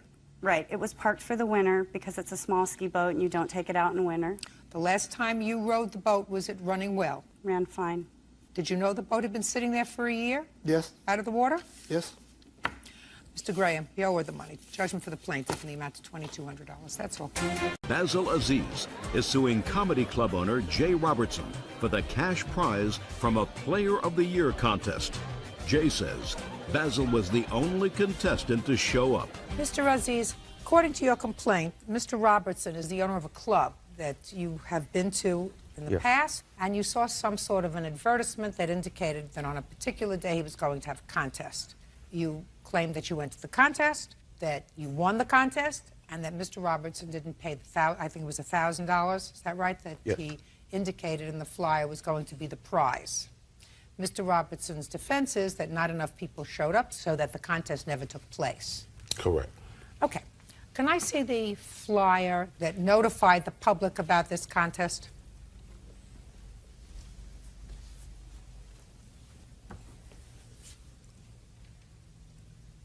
Your club is in Virginia, sir? Yes. What kind of club is it? It's a comedy club. And you had these prepared? Yes, I did. Where did you send them? They was on all sides of town, all over. Okay. It says $1,000 to be awarded to the Player of the Year. Now, according to your complaint, Mr. Aziz, there was an entrance fee. I paid that. I don't see it where it said there was an entrance fee here. What was the entrance fee? $50 or $100. Well, who made the decision whether it was 50 or 100? I did. Originally, how it was all going to be set up, it's going to be $150. How come you didn't put that down here, sir? Because I put on, the reason why I put it on there so more people can call. That's why I put on there for more info call. Okay. And when people called, what did you tell them? That's when I was telling them that it was $150. With the $150, that would take care of you, you know, far as food, drinks, and everything, plus entering into the contest. Okay. All right, Mr. Aziz, you got to the club on June 4th, Yes, ma'am. and how much did you pay when you got there? $50. Who did you give the money to? The lady at the door. What was the name of that lady? That was the ticket lady. Her name was Lisa, and how it was set up, Lisa was to inform anyone who wanted to do the contest. That particular time, we has changed everything from the $150 to whereas that if you want to do the whole contest, it would be $100. You can't do, Mr. Robertson, He changed it too much. let me explain something to you. You can't do that, sir. What you're telling me is depending upon your mood, how you felt, or whatever. Sometimes you told people that it was $150. Then it was something else because you changed all the rules. Well, all the rules... Mr. Robertson, you can't do that, sir. All the rules stayed the same. And how the whole contest was supposed to be set up was, I had 5 women. That was going to be a panel. You had to go up on the stage. You had to explain to them why you should be the Player of the Year. They was going to tally up their votes. That never happened. Well, let me ask you a question, Mr. Robertson. How come it never happened? Because the only person that really came, because after, when I got back to the club... The only person that came was? Right here. Do you know what that makes him? You know what that makes him? Player of the Year. Thank you. Go ahead, tell me. You want to tell me? He never told me.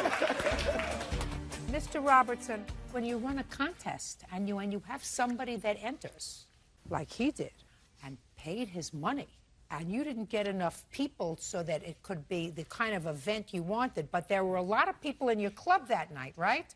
How many people were in the club? I had... How many people were in the club? I had a lot of ladies at that particular time. Right. And then later on, that's when... You had a lot of ladies. Would you say you had 200 people? Something like that. Line was All around right. the corner, y'all. Hey. You had 200 people, and was that a usual Saturday night, sir? Something like that. Did you have more ladies that Saturday night than you usually have? Yeah, at that particular time. You think that's because you advertised the Players Ball? Well, that was the catch, to get the ladies to Right. So you got what your advertising paid for, Mr. Robertson. Now you have to pay up. The winner, judgment for the plaintiff in the amount of $1,000. That's all. Thank Parties you. are excused and they step out. Michael Croman claims ex-girlfriend Jennifer Buck had him falsely arrested for an assault. Jennifer is countersuing for emotional distress and harassment.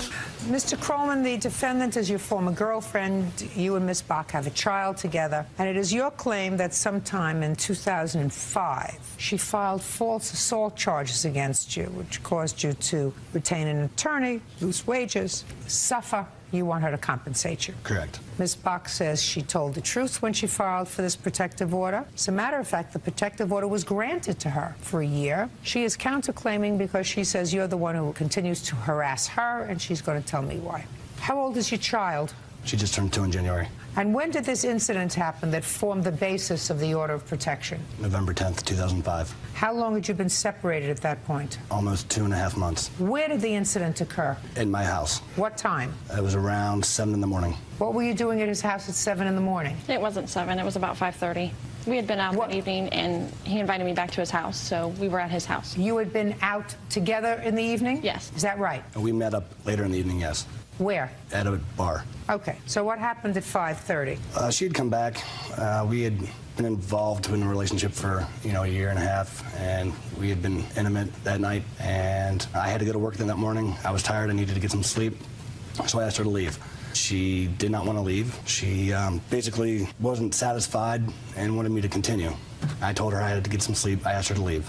So that is when she left. When she left, she walked into the garage, knocked over a set of poker chips. I heard a loud noise, so I followed her. And at that time, she was walking out of the garage. I was tired. I wanted to get to sleep. I wanted to make sure she left. So I approached her. I went to put my hand on her, and as I did that, she turned into me. When that happened, she fell over. Immediately, I apologized, and I asked to help her up. After I helped her up, I gave her a hug and apologized, and then I went inside, and she got in her car. All right, that's the basis for your application for protective order, that incident? Yes, but that's not how it happened. Now, you tell me your version of the incident. Okay, we did get into an argument. I was leaving. I did knock off the poker chips off the table. I continued to keep walking. I never stopped at all. All of a sudden, he comes behind me, pushes me, and I fall from the garage onto the driveway. I fell on my complete left side. I was crying. He did not offer to help me up, did not apologize. I got up. I was crying. I asked him to apologize, and I left. I went home. I didn't tell anybody what happened. A couple days later, family members found out and told me to go file.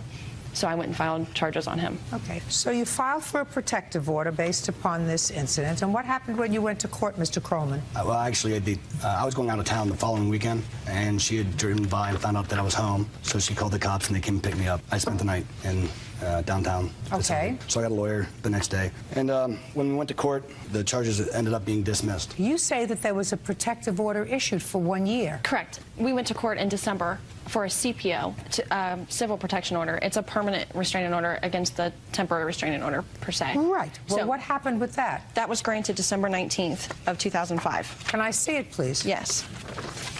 I'm sorry, it's December 21st. So in Ohio, you can have a civil protective order as opposed to a criminal proceeding pending. Correct. Okay.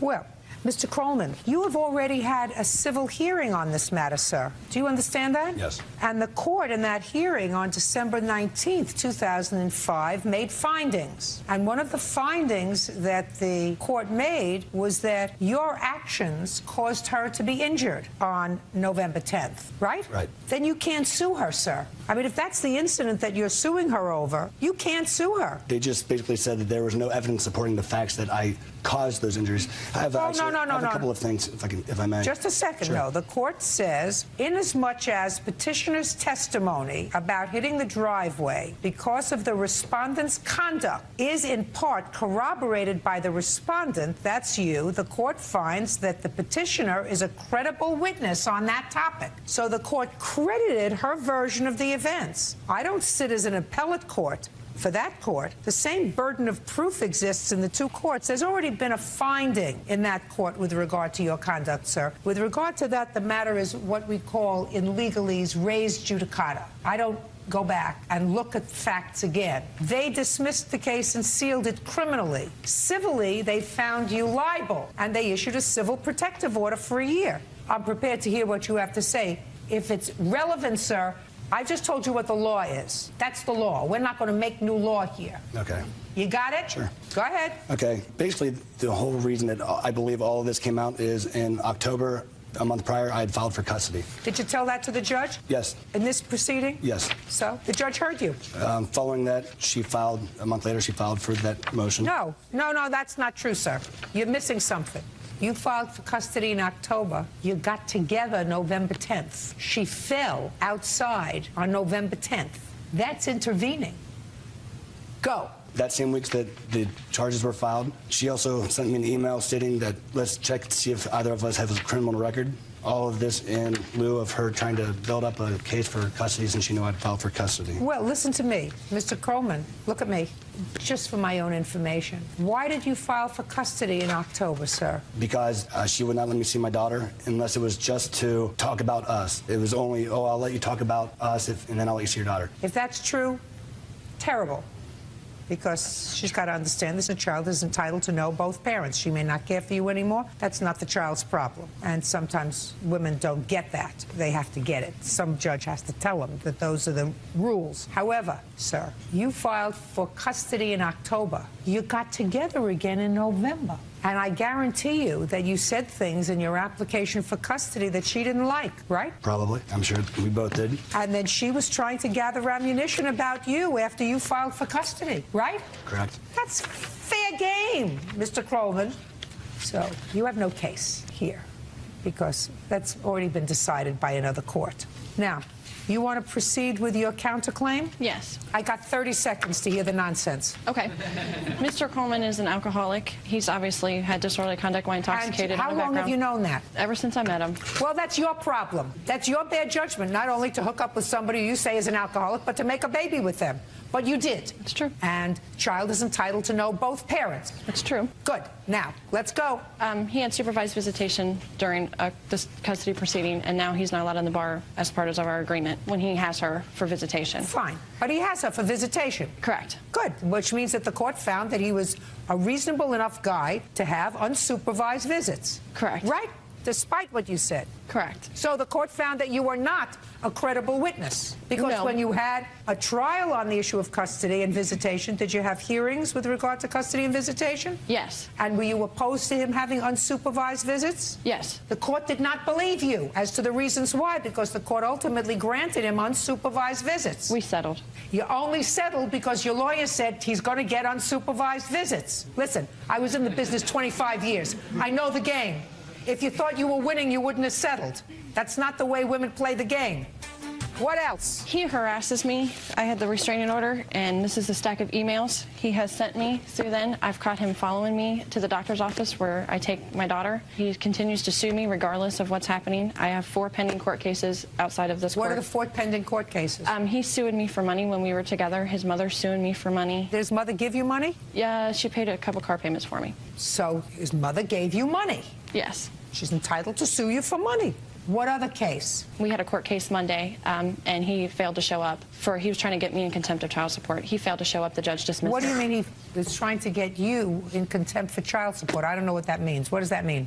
We share medical bills, basically, so she hasn't paid me half the medical bills, so I took it to court. Have you paid the medical bills you're supposed to? Yes. You have? Yes. Oh, well, then I assume that the case would be dismissed, and probably with prejudice. He wanted medical payments up until the time she was born. So since we were together up until she was 9 months old, the judge didn't see that was appropriate. Keep going. What are the other lawsuits? You said 4. Right. So we had the court case on Monday. The 2 lawsuits that his mother and him have against me. And then we have another one objecting an administrative hearing where I get to claim her on tax exemptions every year. Okay. How much do you pay for child support? I was paying $204 every 2 weeks. And who do you live with? I live by myself with my daughter. And you work? Yes. Who pays for daycare? I do.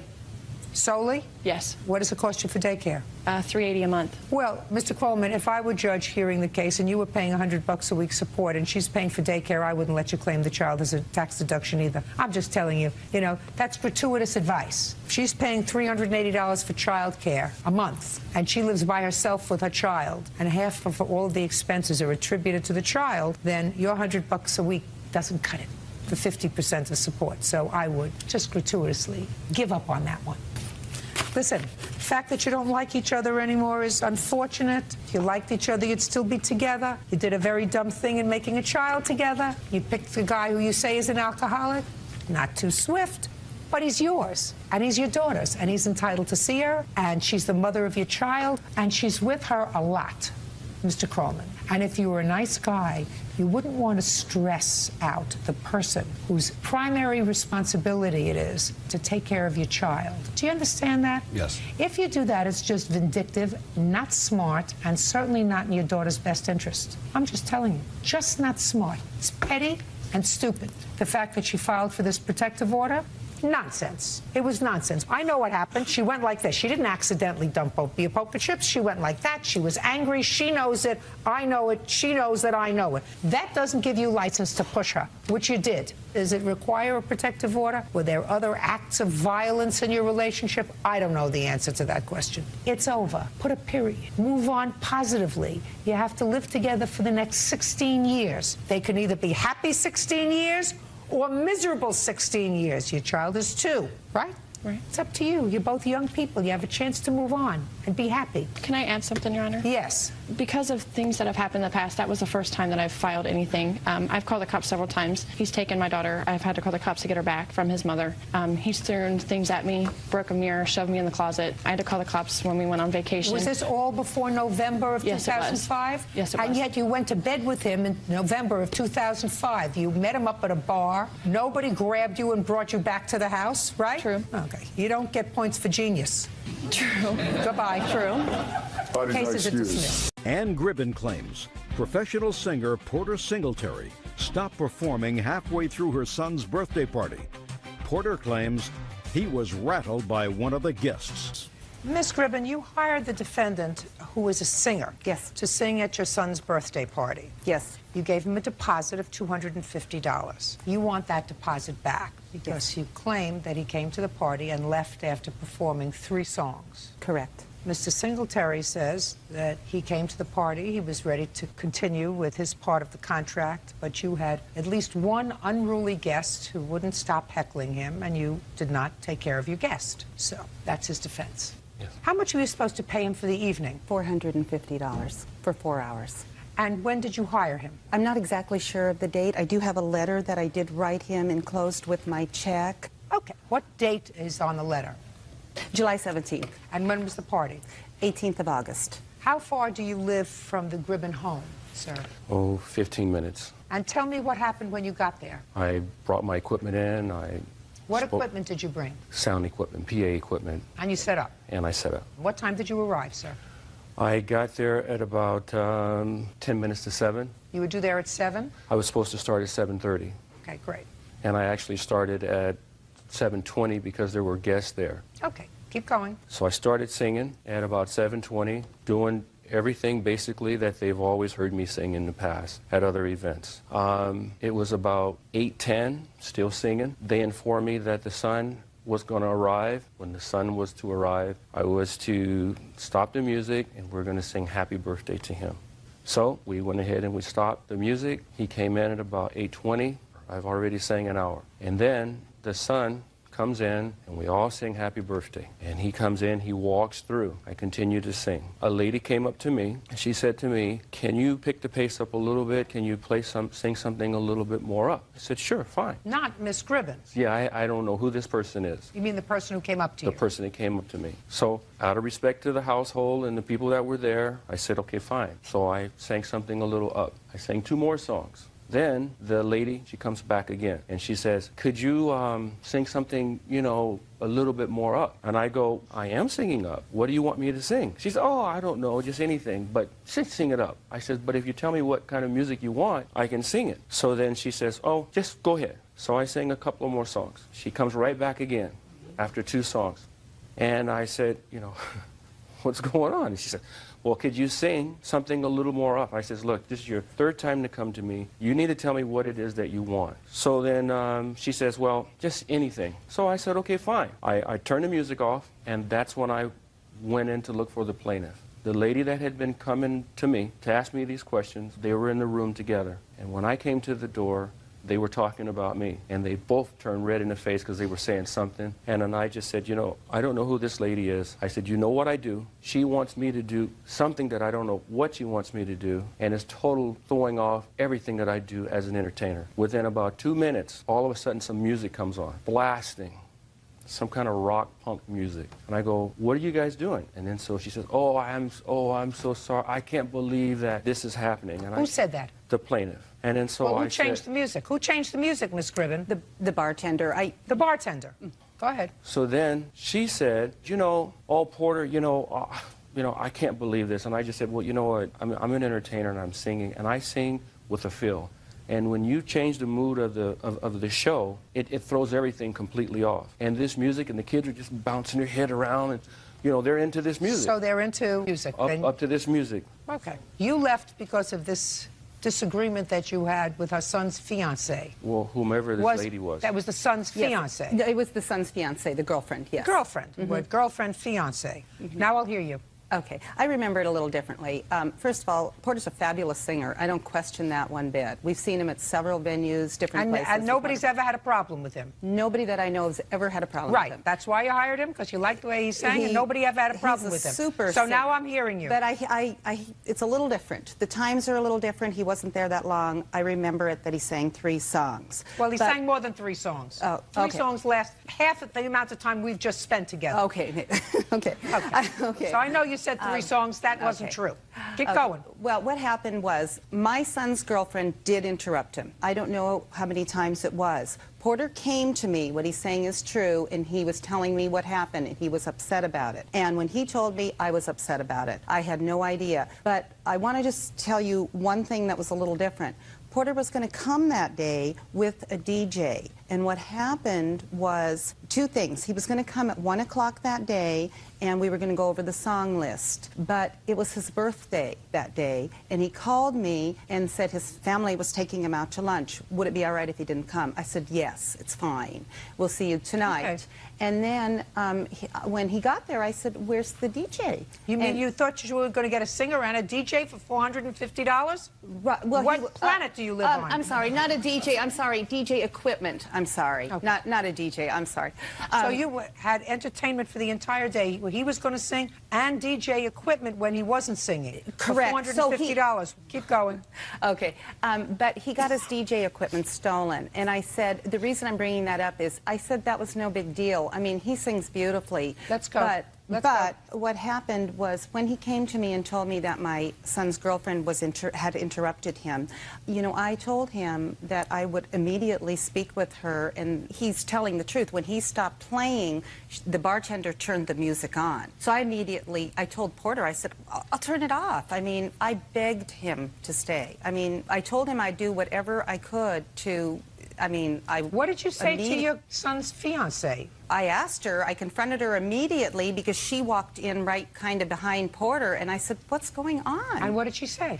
She says, well, I just wanted him to play something a little different or something a little upbeat. Well, it's not up to her. Oh, absolutely. I said, let me handle this. And what did she say? Oh, okay, you know, but, I mean, I agree that she was rude. But what I told Porter that night, I said, Porter, I mean, you're terrific, and everybody here thinks you are. We want you to stay. I mean, I'll muzzle her. I'll do whatever you want. I mean, it wasn't unruly guests. I mean, it was he has to admit, it was family and friends. Got it. He came to perform in good faith. According to you, you've seen him perform at many other venues. Yes, I did. He's never had a problem. Well, no, not that I know of. If he'd had a problem, you would have known about it if he was there. No, so he's never had a problem. You hired him. He wanted to do a good job. Clearly, something at your son's birthday was so distasteful that he felt as if he was prepared to risk your good offices to say, I'm leaving. I can't work in this kind of environment. You acknowledge that your guest was rude to him. He doesn't have to tolerate somebody being rude to him. You know, it would have been nice if he said, well, I'll suck it up and continue to play, but he doesn't have to tolerate that. He can leave. So the question is, was the time that he spent at your home worth $250, which was your deposit? And it was. He's an entertainer. He entertained. He came to your house. He spent an hour and a half there. He set up. He performed for $250. That's a bargain. He's entitled to $250. So, did your son have a good time at his 30th birthday? We still had a good time, but it was an embarrassing thing. Of course you still had a good time. Well, don't you think he was embarrassed? Yeah, I guess I've seen it a little bit differently, but I mean, I don't deny that he, you know, is not a good singer. I mean, I can't say that. No, he was embarrassed. It's just that we tried to do our best to make it good with him. I mean, I believe that you did. I believe that you said, let me handle it. You yeah, said I did. To your future daughter-in-law, let me handle it. She's still the girlfriend? Ex-girlfriend now. Ah. See what happens? All things work out for the best. How much after the party did she become an ex? Couple months. Couple of months. See how things all work out for the best? We didn't really like her. You didn't probably shouldn't say that. Well, listen, you never know what's going to happen in the future, so Got to keep all your options open. But it sounds to me as if he had a good time at his party. He did. Good. I'm glad. He's entitled to his $250. That's all. Thank you. David Yanas claims fellow clubgoer Travis Pexey vandalized his car with a crowbar. Travis claims David threatened to shoot him. Mr. Yanis, it is your claim that the defendant, after a night of drinking, are you smiling for a reason? Oh, no. Good. Damaged your car, attacked your car. You want him to pay for the damage. Mr. Pexey says that you actually attacked him and ran him over with your car. He was just protecting himself. So why don't you tell me your version of the events? First, when did it happen? It happened in Saddle Ranch on Saturday, the 13th of February. And what happened was when we were walking, after the club was closed at 2 o'clock, we were walking to the parking lot. Who's we? Me and my friend Scott. So tell me what happened as you were leaving the club. Okay, so when I was walking towards the car, Travis bumped into me. And when I said, like, you know... Did you know him before? No, I didn't know him. That was the first time I ever seen him. He bumped into me, and he just started, like, cussing at me, like, saying, you know, what the F, and this, what's your problem? And I was like, what? And, you know, I'm way bigger than Travis. I was like, man, get out of my face. So then he walked up to me even more aggressive towards me. So when he walked up towards me, I didn't want to hit him. So I grabbed him in a headlock, and I was holding him in a headlock, and then one of his friends were coming up to me. And I was like, you know, it was me by myself at the time because I didn't see my friends there. I was like, man, tell your friend to get back. So when I was holding him... Are you thirsty already? Sorry. When I was holding, I told his friend, get back. You know what I mean? I was like, I don't want to start anything with you guys, get back. So that's when Scott showed up, my witness right here. He showed up, and he's like, come on, man, let's get out of here. So I pushed Travis towards his friend, and that's when the other guy, Andy, came, and he's like, come on, let's go, it's not worth it. So I was like, all right, let's get out of here. So I sat in the back seat, Scott sat on the side next to me, and then Andy was driving. Andy was the driver. And we were parked, like, you know, with the front end facing out of the parking. So when we tried to get out this way, his friend stood in front of the car. So what Andy did is he came back and then he went that way to try to avoid him, to get away from him. But in the parking lot, you can only go down one way. You know how the on-ramp is at City Walk? So Do I know? No, but I can sort of imagine you. Right. You're explaining it very well. Okay, so we ended up going in a big circle to come out in the same downward on-ramp where he was still at because his car was like kind of by there. So he comes out and I guess that's when Scott saw him when he came out and he threw a crowbar at the car. Just a second. Did you see him throw the crowbar? No, I didn't see him. Your last name, sir? Lauby. Mr. Lauby, you were sitting in the front passenger seat? No, the back driver's seat. Okay. Who was sitting in the front passenger seat? David. I was sitting in the back, Your Honor. Alone? Yes. Andy was driving and David was shotgun in his car. Because I just jumped in the back and he got in the front. I don't remember that really. Okay. Tell me what you saw. So when we were coming down the off-ramp, I looked, and out the corner of my eye, I see something being thrown. So I looked, and then I just ducked because the window was right there, and a crowbar hit the back quarter panel of the car. And then that's when we just took off, and then we ended up getting pulled over. Perfect. Sit down. Thank you. What's next? Okay, so now when we're leaving City Walk and we get down by the metro station, which is across the street from City Walk, we get pulled over by a sheriff. He pulls us over. He takes us out of the car one by one. He starts asking us questions like, do we have weapons or anything like that? And I was like, no, you can search me and my car's clean. You know, he searches everything. What he does, he puts us in 3 separate cop cars. Then he takes me out of the cop car and makes me stand next to my car. And that's when a security vehicle came, I guess, with Travis to identify me, to point me out. So the sheriffs go and they asked us to go back to the substation to write a statement. And you went back in police cars to write a statement. And they left my car there. So when we're in the police station, I'm writing my statement. He says, okay, I'm going to believe you. And he lets me go. And Scott was still being asked questions. So I got to leave before him. And I was so worried about my car that I went before anybody else to go get my car. When I'm going down the hill and someone is standing on top of my car, it's Travis. And I recognized him because I knew exactly what he looked like already, and I knew what he was wearing, and I knew what his car looked like. So when I start running towards my car, I see a better view, and he's standing on top of my car with a crowbar hitting the window, bashing the window in. And I go, hey, what are you doing? I start running toward the car. He jumps in the car, and while he's taking off, he says, that's what you get, you know, mother F. And he takes off. I knew what you meant even before you said it. So, all right. So, and that's how I knew it was him. So what I did is I jumped right back in the car and I went straight back to the police station and I filed the police report. Do you have pictures of your car, sir? Yes, I do. I'd like to see it. These are all the pictures right here. That was taken by the insurance.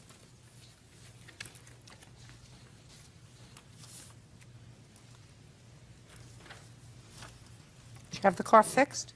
No, all I could afford was to fix the windows. So I just fixed some of the windows.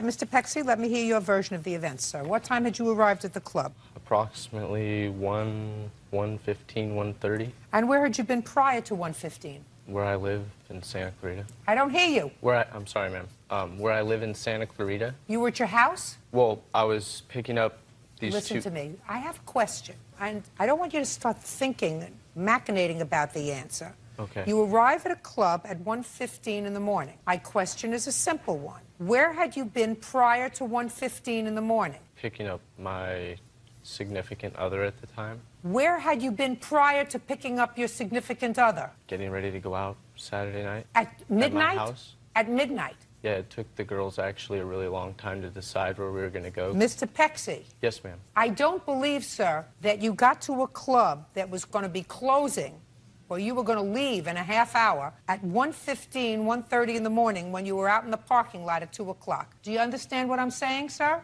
What? The girls didn't take that long to get their hair done. Now, had you been at your house? Had you been at another club? Had you No. been out for dinner? That's actually what I went there for, was to eat dinner. And you ate dinner in a half hour? Yeah, we were... I'm asking you a question. Yes. You went to the club and you ate dinner Yes, ma'am. in a half hour. Yes, ma'am. What? I didn't finish. You didn't what? No, I mean, you get to the club, you got to look at a menu. The club closes... You got to look at a menu. Then you have to order. Then somebody has to cook it. And all that took place in a half hour, and you were outside in the parking lot at 2 o'clock in the morning. I just want to understand what you're saying to me, sir. So, what did you have for dinner, Mr. Pexi? Bacon cheeseburger, fries with a side of ranch, and a Grey Goose cranberry with the lime. And that you I had actually that, spilled and all you over got my there dinner. at 1:15 in the morning. How many people were you with? Me, my girlfriend at the time, and my friend Justin and his girlfriend at the time. So 4 of you. But I was the only one that was eating. You mean your other 3 friends were just watching you eat? No, they went there to drink. Not you. I actually don't drink alcohol that much. Well, that much. I'm glad you mentioned that much, sir, because according to you, you had ordered a Grey Goose and cranberry juice. Is that right? Yes, ma'am. I mean, I do have relatively good hearing. Not perfect, but relatively good Yes, hearing. ma'am. Go ahead, Mr. Peck. You see where we're going, sir? It's not going to be easy. You're going to be glad you took that drink of water. Go ahead. Well, so we got into Saddle Ranch, and I don't even know if this is relevant, but I don't like eating fast food, so I wanted to eat at a restaurant, a sit-down place, and there's not... Maybe relevant to your mother, Mr. Pexi. It is irrelevant to me. So that was one of the only places that was open that late to eat. So we went there to eat and grab a few drinks before heading home. Pretty much I ordered my food at the bar, at the back bar. That's why it didn't take that long, because it was at the bar. It wasn't like I sat down. Oh, sorry. I don't speak fast. I'm not a very... Get used to it, sir. I have other things to do today. Sorry. This is not exactly the Scopes trial.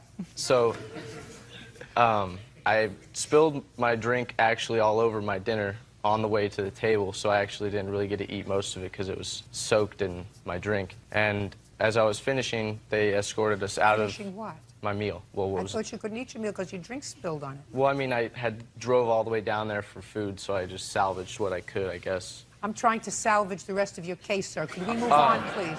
So they kicked us out at 2, and we were walking to the car. It was raining a little bit, so I gave my sweater that I was wearing to one of the girls because they just had dresses on. You mean they got all dressed up to go to a place for 45 minutes to watch you eat? Yeah.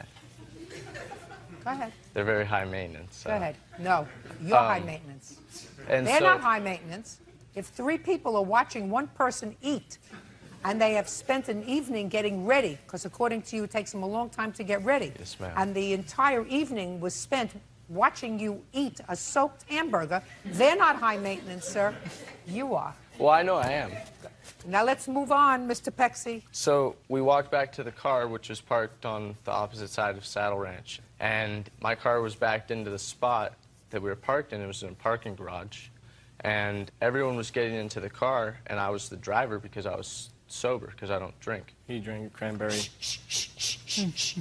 But I guess you could say I did consume alcohol. So I was getting into my car, with the door was open, and I was facing inward to put on the sweater because it was cold and raining. And So you took it off the girlfriend? yes, ma'am, after everyone had gotten into the car. Move on! And then as I was putting my sweater on, a person approached me, and, well, actually, like a car, a black BMW pulled up, because I was faced out, pulled up approximately like 2 spots up the garage for me. And I was standing getting my sweater on, and somebody came and tapped me and was like, hey, I need to talk to you. And I looked over my shoulder, and it was a person I had never seen before, and it was Mr. Giannis. And I replied to him like, excuse me, I do not know you. You know, what do you need to talk to me about? And he more aggressively than said, I need to talk to you right now. He might have cursed, but I don't really feel the need to use that language. And then as he did that, he kind of twirled me so that my back was to him and grabbed me with his left arm around my throat. And my friend in the car thought that he knew me and that he was just kind of like messing with me like, hey, yo, what's up, how you doing? But it actually turned out that he was trying to choke me out unconscious. And once he figured out that, oh, this guy's not messing with him, he's actually choking him, then my friend got out of the car. And at that time, I was trying to like get breath back into my lungs. Mr. Giannis yells at my friend, yo, this is a jack. I'm gonna kill this fool if you come near me. And he reaches into his waistline. And I was just kind of like, oh my God, is he really gonna shoot me? So I kind of reached back to where his hand was because he was still choking me. And I reached back and there wasn't anything there. And so I looked directly at my friend and I said, hey, he doesn't have a gun. And then he pulled his hand out of his waistline and put it to my head like this. And I was just thinking to myself, like, what? And then I went to spin out because he was still choking me. And as I went to spin out, he like grabbed my sweater, and then the sweater got ripped off, and this is the sweater I was wearing. It's like all ripped. And as it ripped off, he grabbed me by 2 hands by my hair, which obviously isn't that hard to grab, and started to proceed to drag me towards the black BMW. And my friend that got out of the car grabbed my sweater. Fine. All right, let's move on, please. I got it. I got your picture. What I don't understand, Mr. Pexi, is the following, sir. After this interchange happened between the two of you, irrespective of who I believe, there came a time when you were free and Mr. Giannis was in his car. Yeah, Was in his car. And according to you, this brute, who may or may not have had a gun, who assaulted you without provocation, was leaving. Now I want you to tell me, because I read your answer with some interest, what you did next. After I yanked my head out of his hands. Oh, your head's out of his hands, he's in his car, and he's moving away. And like he said, it was in a parking structure, so he had to go down, make a left, and then another left, and come back by my car. And I ran and grabbed a crowbar from my car, and I was going to get his license plate number. Okay, now that's what I want. That's what I want. So you ran to your car and got a crowbar. Yes, ma'am. In what hand were you holding it? The right one. And what were you doing with your left hand? Running. And you were doing this in order to get his license plate number? Because he was... Shh. Yes or no? Yes, ma'am. That's what you say in your answer. Now, in what hand were you holding the pencil? My cell phone, actually. What hand were you holding the pencil in? I didn't have a pencil. And in what hand were you holding a piece of paper in? I have a, like, type. See what you're doing with this? See? So what I want to know is, Mr. Pexi, how were you going to get his license plate number with a crowbar? Well, that running, was actually just running to protect with a crowbar. myself. I actually ran just over to the alley and stopped running. And then as he proceeded to come towards me, and the car swerved at me and ran over my... How were you going to get his license plate number, sir, which was your intention? After he ran my foot over, I wrote his license plate down in my phone. You have the phone with you? Yeah. I don't Show have me the his number license in. plate number in But your phone. I don't have it in here, but I could show you, like, things to write. No. I want you to show me his license plate number that you wrote down in your phone. I don't have it, actually. Now, moving on from your taking the crowbar and smashing his car. Yes, ma'am. You did not, in fact, go to the hospital that day for your foot, did you? No, the EMTs came. My question is, Oh, you no, did I not didn't. go to the hospital about your run-over foot. Like in an ambulance? Like in an anything. Oh, no. Like in a car. Yeah. Anything. You didn't go to the hospital. No, ma'am. And he's driving a BMW. Yeah. Pretty heavy car to run over your foot. Yeah, I've got strong bones. Okay. Now, after he rode over your foot, I want you to tell me what you did to his car. Well, I just hit it that one time as he ran over my foot, and then I went to fill out police reports and stuff. Yeah, and so it's your statement that you never went back to his car with the crowbar that you retrieved. Oh, I didn't. No. No. And you don't know who did. No. Can I see your bill for fixing up your car? You think I could do that to a car? It's on there also. Oh, There's a fine, little thank tab you. on there. Not only do I think you could, I know you did. I weigh like 135 Because, pounds. sir, that's why you used a crowbar. If you were a little taller and a little heavier, you could have used your body, could have kicked it. But instead, you got a crowbar to take down his license plate number. All right. What year BMW is this? It's a 94. It's a 1994. It's 13 years old. It's not worth $4,700. That's the damages from what the insurance gave me because the car was considered a total loss, so they wouldn't pay anything for the car. I have to actually fix it myself. Okay, so you fixed the car. Yeah, basically. You fixed the car. So I'd be How much able did to it cost drive. you to fix the car, sir? All I fixed was the windows so far. And how much did it cost you to fix the windows? It was about $1,100. I don't have a receipt on me for that one. Okay. Mr. Yanis, I'm giving you $2,500 to cover the expenses that you incurred in putting in new windows and seeing the best you can do with regard to taking out the dents in the car, which I did see. Mr. Pexi, Yes, ma'am. you tell a very, very good story. Not a persuasive story, Well, I have a police but report. a very good story. You have a police report Yes, made by ma'am. whom? West Hollywood Sheriff's Department. Based on what? This person that's actually suing me was convicted of a battery, non-desirous of persons, private persons, arrest myself. They didn't tell me anything about that. If you'd like to see it, you could check it out. You mean he was convicted of battery Yes, on ma'am. you? Yeah. Oh. Sir, it may be. You're not suing him for battery. Oh, I know, but why would I? You're not suing him for battery. Why would I He's go suing after you him? for vandalizing his car. But why would I go after him if I could have had him arrested for battery? I was kidnapped almost, and oh my. You're going to pay to fix his vandalized car, sir, which there is no question in my mind that you did.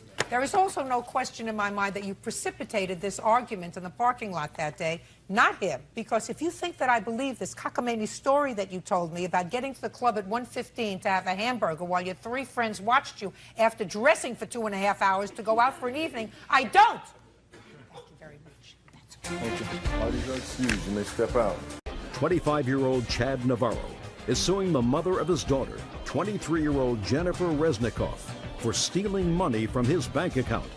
Chad claims Jennifer used the money to buy drugs. Mr. Navarro, you and Miss Resnikoff lived together for a period of time, and you also have a child together. Yes. According to your complaint, when you were living together, you gave Miss Resnikoff the ability to withdraw money from your bank account. She had access to your bank account, and that was with your permission to cover certain bills. Yes. It is your claim that she drained your bank account in order to purchase drugs. Yes. And you want her to reimburse you for the amount that she took without your authorization to purchase drugs. Ms. Resnikoff says that she did, in fact, withdraw the money from your bank account. It was a bank account that you gave her access to. She had withdrawn money in the past for household items, but that you had not given her sufficient money to take care of your child, and she purchased items for your child, and that was the reason that she took the money out of the bank. Is that right? Yes. All right, Ms. Resnikoff. When did Mr. Navarro give you access to the bank account? I'd say probably about 4 months after we first met. Give me the month and the year. Approximately, I would say March of 2002, approximately. So from March of 2002 until what date did you have access to the bank account? Till we broke up. Which was when? Which was in August of this year. During what months do you claim that she withdrew, without your permission, the bulk of the money, over $3,000? Yeah. September and October of what year? 5. And when did the two of you break up? We broke up maybe at the end of September. October. Not August, it was October. When was the last time you lived with Miss Resnikoff? I don't really remember the dates. You know, I don't remember. Was it 2 months ago or 2 weeks ago? It was about a month, maybe 2 weeks ago. I moved in with my brother 3.5 weeks ago, thank you. That's not August. Well, I was saying that in August and October she was taking the money out. In 8 and 9. Oh, August and September. Okay. Can I see your bank statement? How old is your baby? 11 months, ma'am. Where is the baby? She is here. Who does she live with? Me. Are you talking, sir, about where it says ATM withdrawals? Yes. She had the card. She took it out of the mail. What'd you spend all this money on? My baby. Baloney. No, really. I have a witness that was there most of the times that I went out and purchased stuff. Well, just a second. Who gave you the authority to do that? Well, I thought, seeing that I was on the account, that I could access it without this being You a spent problem. over $3,000 in a 30-day period on your I baby? don't think it was $3,000. Yeah? Your Honor? Yes, go ahead.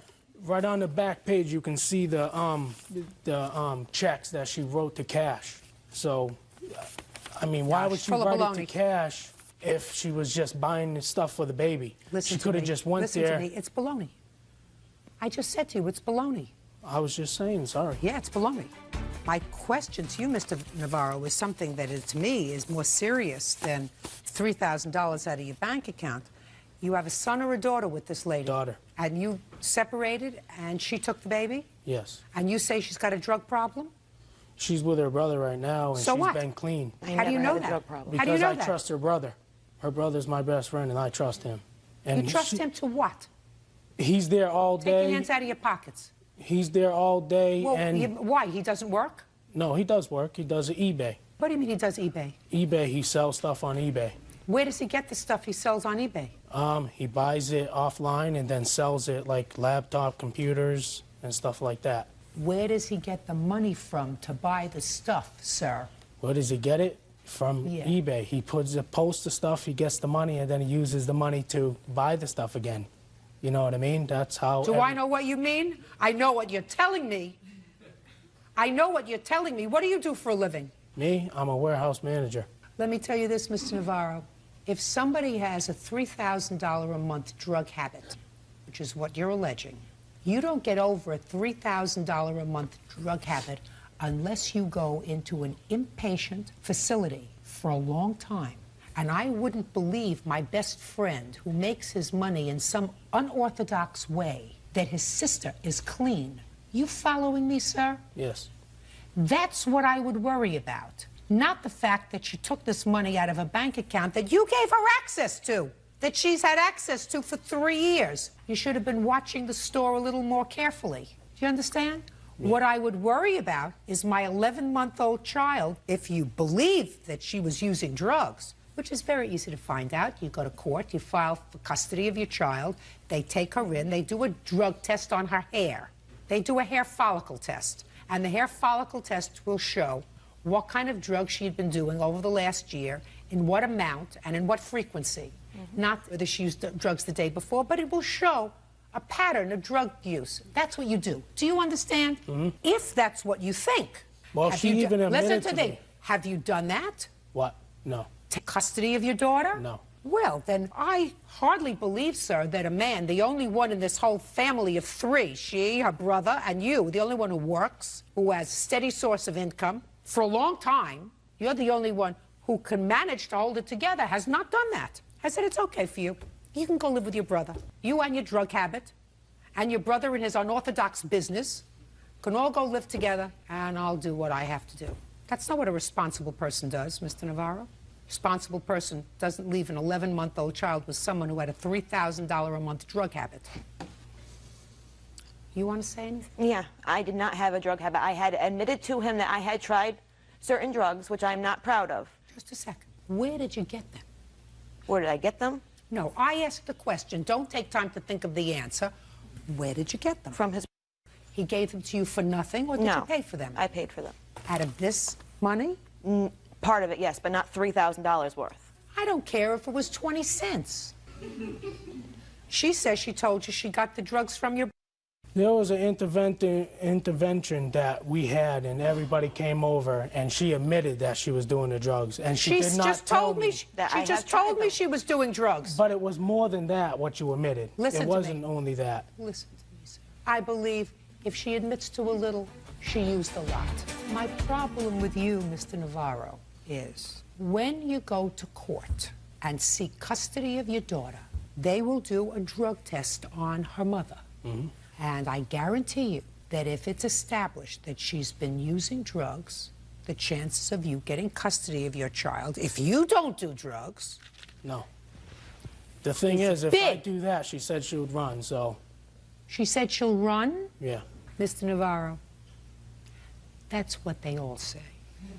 That's what you're supposed to do if you feel as if your child is at risk. Do you understand? Yes. And then, if you have custody of your daughter, that gives her an opportunity to get a job, which now she doesn't have, right? No. And once she gets a job, you might get some of this money back. Won't be in the form of this, it'll be in the form of child support that she'll have to pay you to help take care of your daughter.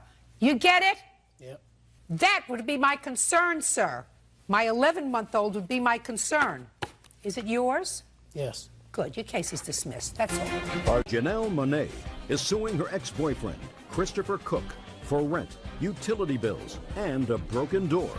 Christopher says Janelle is holding his belongings hostage. Miss Monet, this is your complaint. You and Mr. Cook hooked up and lived together for a period of time. Right. You leased an apartment together. The understanding was that each of you expenses on the apartment. Shortly after you moved in, he stopped working. Stayed home, according to you, 7 months. He did not pay his share of the rent or utilities. Right. You won it. What kind of job did you lose, sir? When I moved in with Janelle, I was working as a caretaker for a friend of mine who needed someone to take care of him. I had free room and board with the job. So when she asked me to do that, I was walking away from free room and board plus a small salary to move in with her. She told me that from the word go, there was no concerns about money, that I was to feel no burden about this. This whole gig she's pulling here is just about her wanting to get a payday, since she went through her money like she was a queen of town and going and taking everybody out all over the place. In her. You know something, Mr. Cook? My problem is with a 37-year-old man who, for whatever reason, decides to live off a stranger. I don't understand that kind of mentality. I see it all the time. What Who said I was going to live off a stranger? inspire a person who's 37 years old Right. to think that there is some sort of an entitlement for them to, according to you, said, I did a lot of the chores. I did the cooking. I cleaned up. I took care of myself. After gastric bypass surgery, she needed me to do basically everything. You said to me, sir, It took her. I'm speaking that she needed help for a month. Understood. That turned into 7 months when you did nothing. 3 months, she was unable to do for herself. I took care of everything. Then I got another job back at a place I used to work before. She proceeded to help me lose the job, basically, by wanting to be up all night with her friends out in the living room while I was trying to go to sleep in the bedroom. She did nothing to try and help. So I ended up losing the job after about a month in time. And it took another month and a half before I got another job. All I wanted from her was to provide an environment where we could both live together. I could go back to work. She was conducive to that and contribute to the home. Miss Monet, you sold his property. When he left certain property in your house. He had next to nothing when I don't care if he had next to nothing. When he moved in, a lot of the stuff was purchased. And I guarantee you, if I got down to it with you, it would have been purchased for him. Right. The fact that you don't love him anymore and that he left doesn't mean that you get to take back the things that you bought him. Right. So not only did you take them back, but there were certain things that you sold. What did you sell? A computer and a toolbox. What kind of computer? It was an old Dell that was built by Mr. Cook. Well, if it was built by him, then it wasn't yours. Right. Why did you sell it? Because I needed money to pay the rent. How much did you sell it for? $100. That's not why you sold it. I don't even believe that you sold it. Who'd you sell it to? A friend of mine. Whose name is? Steve. Uh-huh. Steve what? Steve. And how do you know him? He's a mutual friend of ours. You know him? I know him, yes, Your Honor. You know if he bought your computer? I know he didn't buy my computer. You know he did not. How do you know, Mr. Cook, that Mr. Peterson did not buy the computer? Because I confronted him on the very issue. He did not have my computer, Your Honor. When did you confront him? After I was aware of the fact that my computer was no longer there, along with 3 toolboxes, not one, and all various other possessions that were mine long before our relationship ever began. Who did you sell the toolboxes to? He has the toolboxes. That's a lie, Your Honor. You told me that you sold them in your complaint. I got them back after that because he wanted them back, so I felt bad that I had sold them, and I bought them back from the person that I sold them to. No. Yes, I most certainly did. Fine.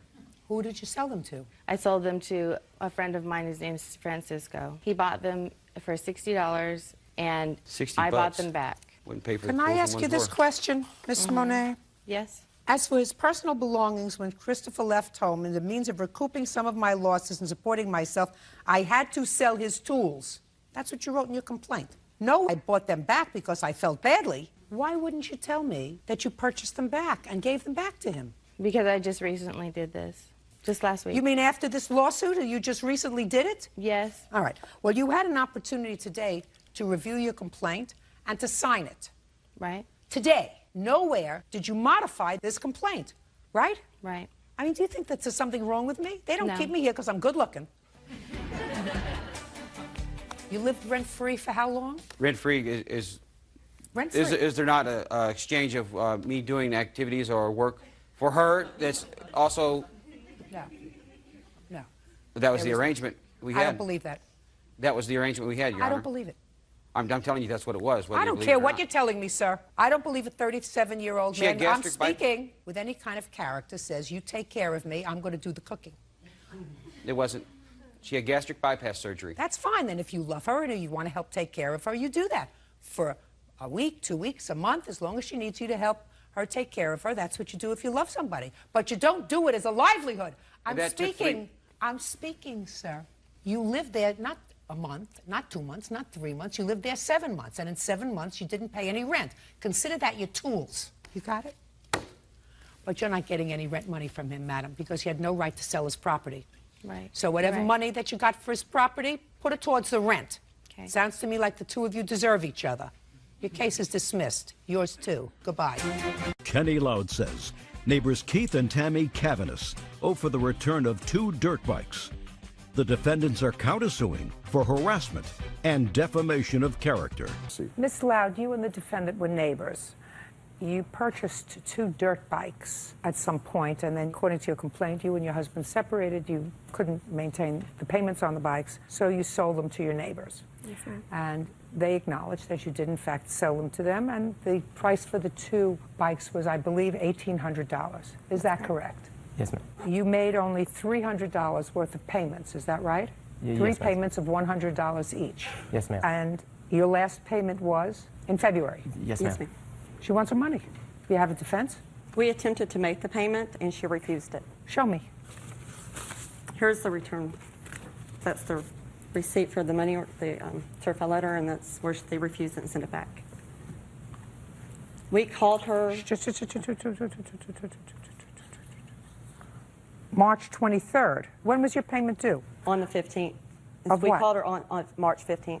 So she sent us a text on March 14th, and we had gone out of town and we had forgotten about it. So we called her and told her we were out of town and asked if it would be okay if we paid it on the 20th when we returned. And if not, my nephew had access to our funds, and he could bring it down to her right then because it's only a few houses down. And she said, no, it's okay, wait when you return on the 20th. And then she went on, started talking about other issues. Your Honor. So, Go ahead. Okay, and when they were out of town, they did not call me. I called them on Sunday. And Sunday, what day? Sunday was March 15th, I believe. And they told me at that point that they were out of town and that their nephew could pay me the money. I had talked to their nephew during the week. He did not mention anything about the money, and neither did I, because in February... Why didn't you pick this up? Did you get this certified I wasn't mail? at home. I had somebody staying with me due to the threats that he had said to me Just a second. when I went to collect the money Hold on, March 20th. Hold on. I don't understand this. This is addressed to you. This is addressed to you. This envelope I may have brought the wrong. and this name is addressed to you. I'm sorry, if the receipt that... Don't show me the receipt. That you filled out. I brought the wrong envelope. That you filled out, madam. This is addressed to you. I know, I'm sorry, Your Honor, I brought the wrong envelope. Well, that's not my problem. I know it. I messed up. But It's very messed up. It's very messed the up. thing is, This she came to our useless. house and she refused on the 20th when we Doesn't make any returned, and she difference. refused. Oh, you have no defense for not paying up for the bikes. What's your defense? The defense that she came to our house on the 20th. When we returned, we told her we were going to pay on the 20th. She was not home. She showed up at our home intoxicated, demanded the dirt bikes back. And we said, no, Kenny, you said that it would be okay when we returned on the 20th that we would pay you. He was there. He was a witness and saw that she I want refused. to know today, as you stand here, what your defense is. Right now, you have the 2 dirt bikes. We had the cash to give to her. We tried to give Right it to her. She now, refused you it. have the 2 dirt bikes. The deal was that I lost a job, so we did not have to pay on the 15th. The deal was that we The could contract pay. does say the 15th, but she said she'd work with us. She And would work with us. I want to know, you're standing here today, what is your defense for not paying her for the merchandise that you have? that she would not take the payment when we tried to Well, take what it do to you her. think she's doing here? To check out my makeup? She wanted the bikes. She wanted the bikes back. She wanted the Her bikes back. ex-husband returned, and he wanted the bikes back. She told us I in didn't. February I don't. he wanted the bikes Hey, back. I mean, thick. Are you people just thick? We offered her the payment on the 15th. What defense do you have today for keeping the bikes and not paying for them? The fact that you're annoyed? We attempted. We had the money. We want to pay him. We want to pay her. We wanted to pay it. Oh, so And you she want to refused finish? it. Yes, That's we wanted what- to make every payment on time. We wanted to make the payments early. Fine. Well, you didn't make your payment on time. All right. So right now they owe you $1,500 on the dirt bikes. On the now, dirt just bikes? what? On the dirt bikes, I want the return of the dirt bikes. I don't want the money. I want the dirt bikes because That's not the deal. You're getting your $1,500 back. I don't care what you want. You made the deal. Now, you have some other repossession fees. I want you to show me where you paid a bill for repossessing the dirt bikes. I have not paid anything yet. Good. Then you don't get I have that. an invoice. Then you don't get it. Even with the invoice saying, because I still No. have to pay it. No, I don't want it. But I'm curious, when did you hire somebody to repossess the bikes? I think it was around April 9th. You have that on the invoice? I don't know.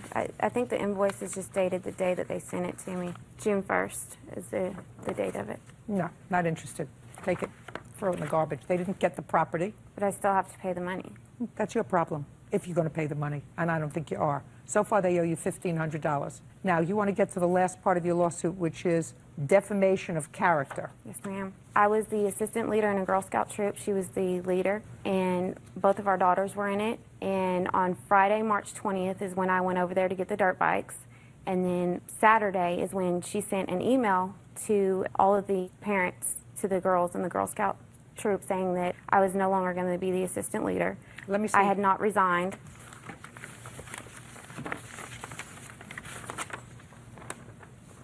Just want to see what she says in it. I have mine also if you want to compare the two.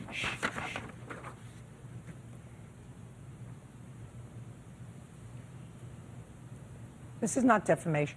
She says, as some of you know, I am needing an assistant to help me with the troop. Kenny no longer will be the assistant, so I need help ASAP.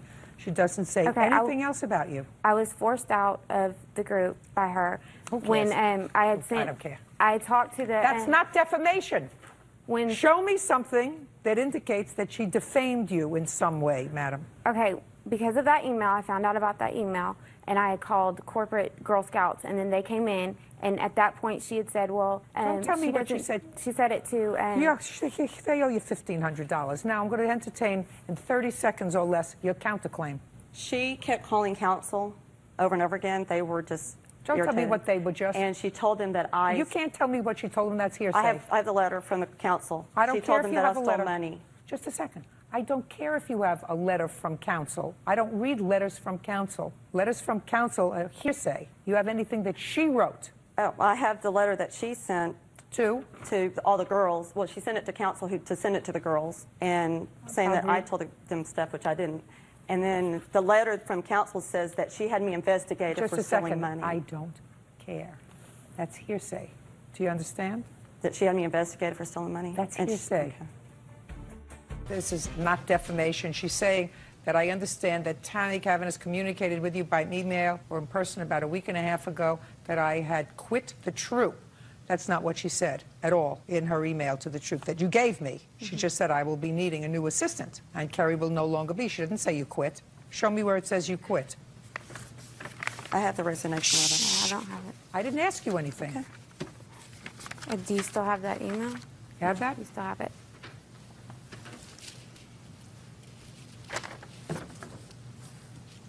Kenny will no longer be the That's assistant what she leader. says. She will no longer be. She doesn't say you quit. And it's all a matter of semantics anyway. It's nonsense, ladies. You owe her $1,500 for the dirt bikes that you have. Your counterclaim's dismissed. That's all. Parties are excused. You may step out. David Davis claims ex-wife Jamie Leathers falsely accused him of harassing her. Mr. Davis, the defendant is your former wife, and it is your claim that she filed a false accusation against you, and she was seeking to get a restraining order against you. You were forced to hire an attorney. The case was subsequently dismissed. You want her to pay your attorney's fees and damages. Yes, ma'am. Your former wife says the accusations that she made in the application for the protective order were true, and she says that you were threatening and abusive, and she's going to prove that to me. You have one child together who is now 5. Yes, ma'am. You've been divorced since when? Divorce was final January 2006. And when did you separate? June of 2004. Reading between the lines of your complaint and the defendant's answer, there has been some acrimonious stuff going on between the two of you, at least in part owing to the fact that you are in substantial arrears in your child support. That's her attention, yes. Yes. I'm reading between the lines, Okay. sir, because I'm an experienced family court practitioner, that if you're divorced, that means you don't like each other anymore. Are you remarried? No, ma'am. Are you remarried? Yes, I am. So, she's not mad because you have a life and she doesn't. She's happy. She's married. Are you happily married? Actually, my husband and I are separated. Not happily married. But we are best friends, and I see him about 3 times a week. All right. But she's not mad at you because she doesn't have a life, and you do. She's mad at you, sir, because you don't pay regular child support. Ma'am, may I? Yes. I agreed to pay child support from the day I left of $600 a month. I've been paying that up until I got laid off in June 11th of 2006. I phoned Miss Leathers. I told her I was laid off, that I could not afford Your Honor? that I could not afford the $600 a month. We could handle it one of 2 ways. Once I received what my unemployment benefits would be, I would give you a set amount every month until I find another job. When did you find, listen to me, when did you find another job? January. January of what? Of this year. What kind of work do you do? I do aircraft fueling technicians. I refuel aircrafts. I work on fuel cells of aircrafts. How did you support yourself between June of 2006 and January of 2007? Who were you living with? My girlfriend, Patricia, and I was receiving unemployment benefits. So you had no rent? Correct. How much were you sending the defendant between June and January? Well, Your Honor, that requires a figure. They were taking the money directly out of my unemployment benefits. When I told her I could not afford the $600 a month, I told her that I would go back to family court and I would file a petition for modify my child support. Why should you get a modification? I'm no longer making the money I was making before. Nowhere near it. Then get 2 jobs. I have 2 jobs. Your Honor, I have my daughter 12 to 14. I have my daughter almost 50% of the time. That is untrue. If you interrupt him again, it's not going to go well. Okay. Do you understand? Yes, ma'am. You agreed to pay her $600 a month. Your divorce was final in January 2006. According to you, up until January of 2006, you were paying $600 a month because you separated in 2004. Yes, ma'am. All of a sudden, divorce is final, and 5 months later, you say, I can't pay you the $600 a month anymore. Now I need a modification. I was laid off from work. That's fine. You can be laid off from work. That doesn't mean you can't work. When you have children, you have to say, I don't care what I do. I drive a cab, I collect cans, I go to a car wash, I do whatever else I have to do to contribute to the support of my child. Who do you work for? I'm a school teacher. She teaches, she contributes to the support of the child. I have support of the child, and if I can't do it fueling planes, I'll do it doing something else until I can get a job refueling planes. Now, having said that, sir, all I said to you was that's the reason for the acrimony, because you haven't been paying child support regularly. That being the case, she's going to tell me about why she filed this protective order and when. When did you file this protective order, Miss Leathers? The middle of November 2006. And on what basis did you file the protective order?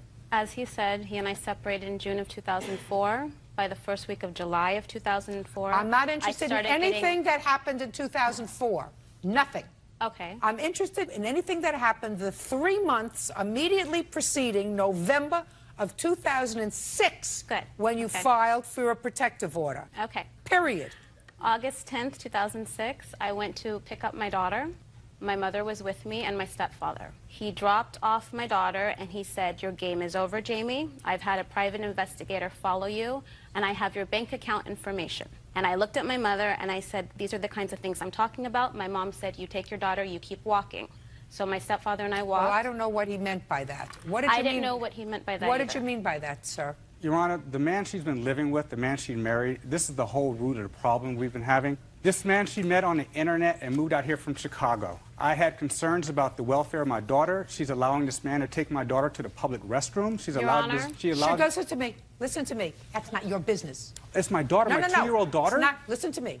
It's not your business, just as it's not her business that you're living with this lady And the one thing we both care about is our child. And neither one of us would do anything to the child that would cause the child harm, unless, of course, you have proof that somebody is causing them damage. If she complained to me that she didn't like the fact that when your daughter was at your house, you let her crawl into bed with you and your girlfriend, I would say, that's none of your business.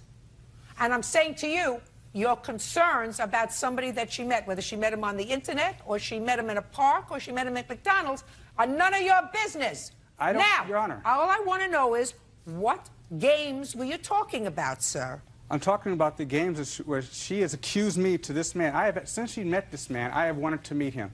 The three of them were at a restaurant. My 2-year-old daughter says she has to go to the bathroom. This man gets up and takes my daughter to the public restroom. I asked Ms. Letters, why is he taking my daughter to the restroom? I'm saying, you're the mother. That is our daughter. That's none of your business. I believe it is, Your Honor. And I'm telling you, this woman allows some man she met on the internet to move out here to Chicago and take my daughter to the restroom? her husband. No, at the time it was not her husband. The only reason they got married, they married 4 days after this restraining order was dismissed because I raised these same issues in the courtroom that day, and they got married 4 days later. And what happened, Mr. Davis, when you raised the same issues? What did the judge say to you? Did the judge say, oh, my God?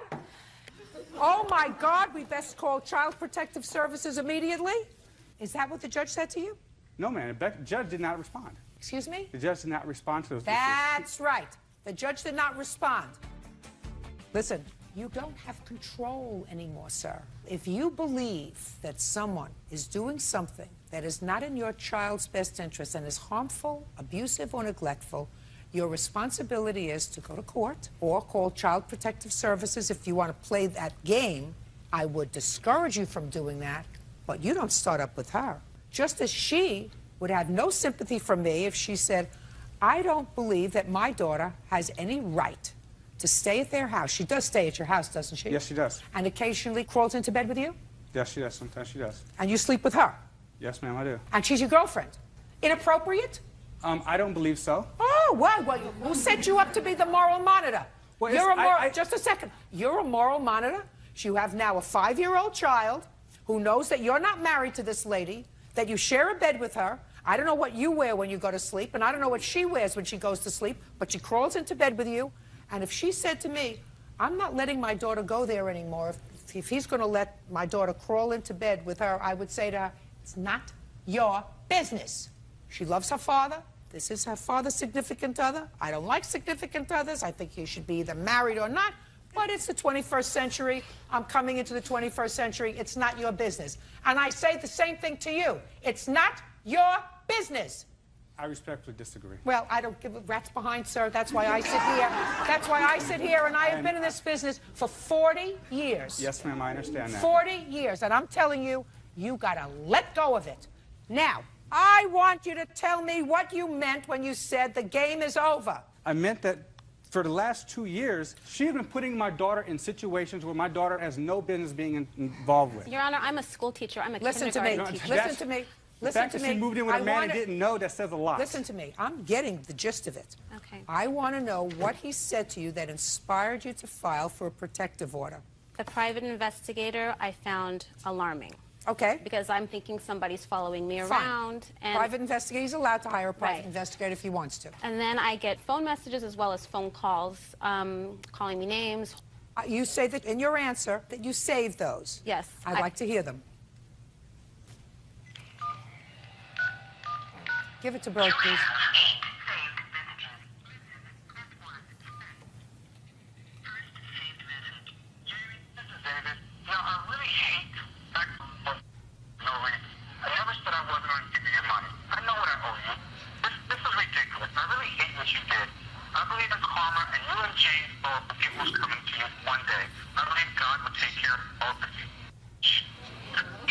That's it.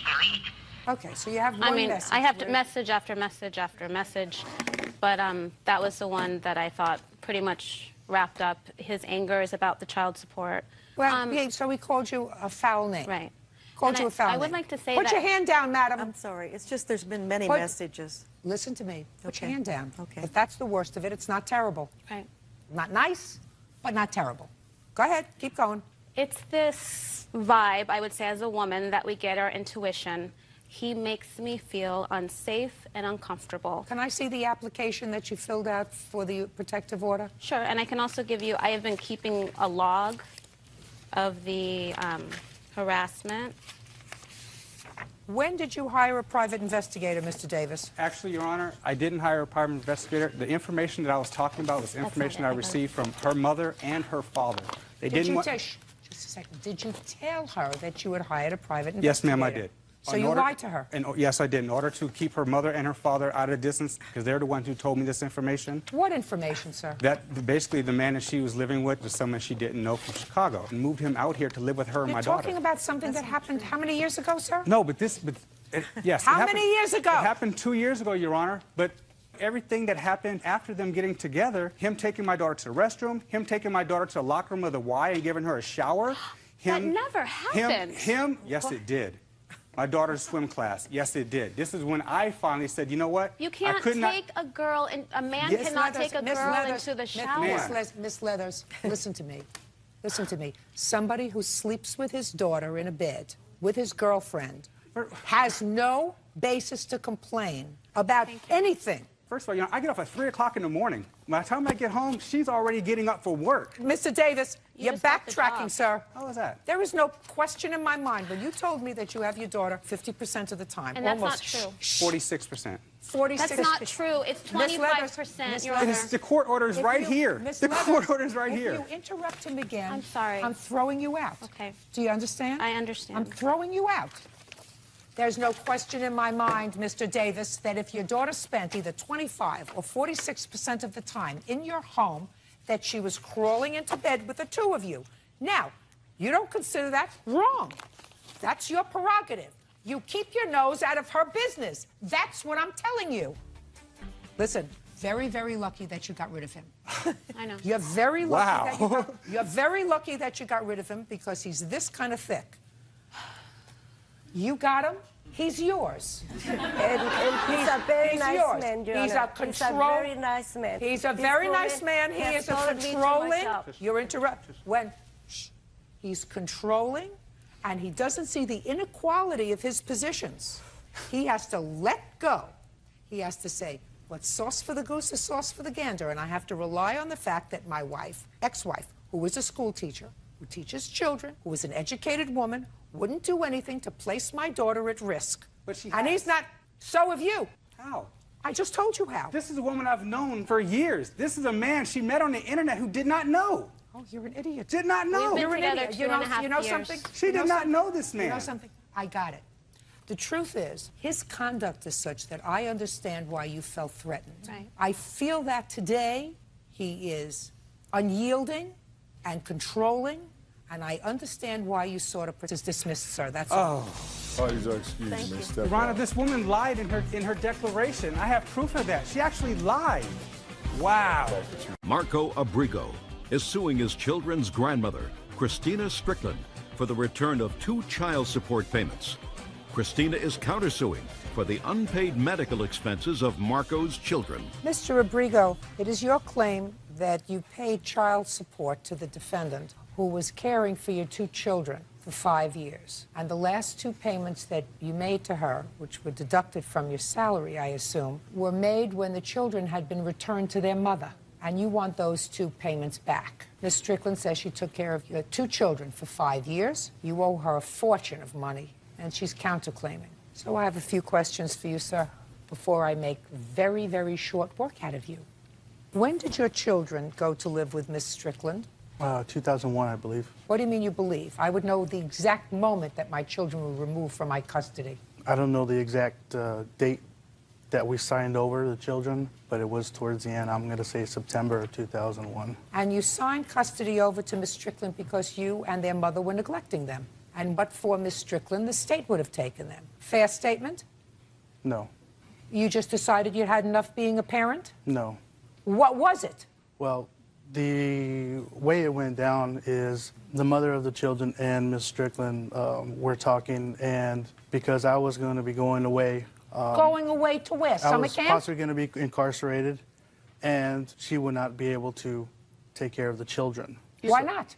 I do not know. Were you living together at the time? No, we were not. We were not So together. what difference did it make whether you were in jail or on Mars? She was still alone taking care of the children. When were you in jail, sir? From when to when? Basically from January of 2002 to November 2002. And in that year, the children were with Miss Strickland. Yes, they were. And how much support were you sending while you were in jail? None. None? Who was supporting your children? Miss Strickland. And when did you make that year up to her? Well, when I did get out of 2002, I didn't make it up to her financially, but through 2003 to the beginning of 2004, February, I had the kids in excess of about 200 days. I'm talking about when you were in prison, sir. You paid nothing for the support of your two children. I paid nothing. Nothing. I assume that you got 2 jobs so that you could pay Miss Strickland, who was a total stranger to you. She was the step-grandmother of the children. You got 2 jobs so you could start paying her back all the money she spent on taking care of the children. Didn't you? No, I did not. Well, then you've got some nerve being here. For 2 payments because they went to her instead of going to the mother of the children? I'm only going by what the court is telling me to go by. This court is telling you to go home.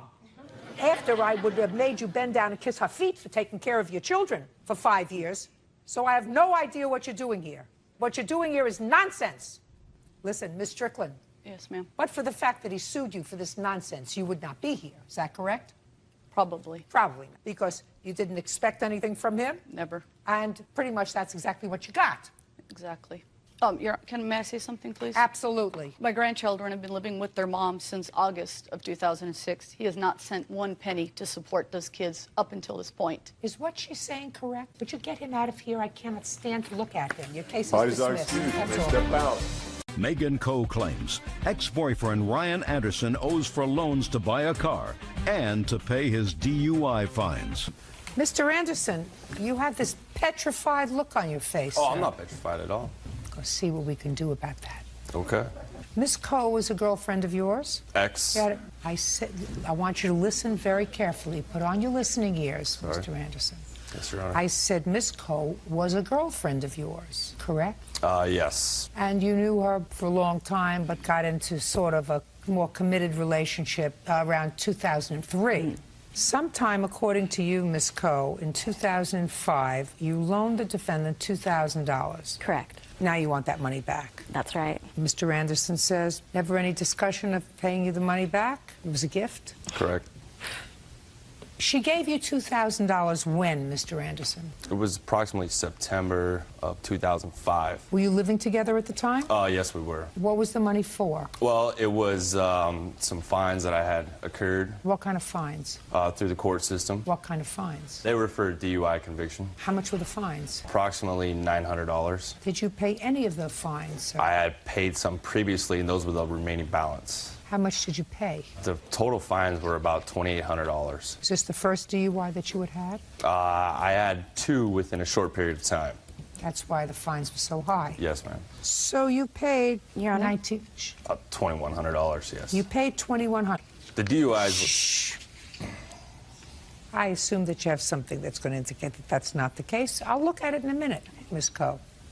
So why did you need the $900 from Ms. Coe? I currently had no license, and I had to pay the fees off to acquire my license again. So I needed the money to pay off the fees to get my license to drive. Okay. And with the hours I was working, it was tough on Megan to get me to work and back from where we were living. So you must have said something to her. You have to have said something to her, because otherwise she'd have to be clairvoyant to know that Well, you needed she was fully aware.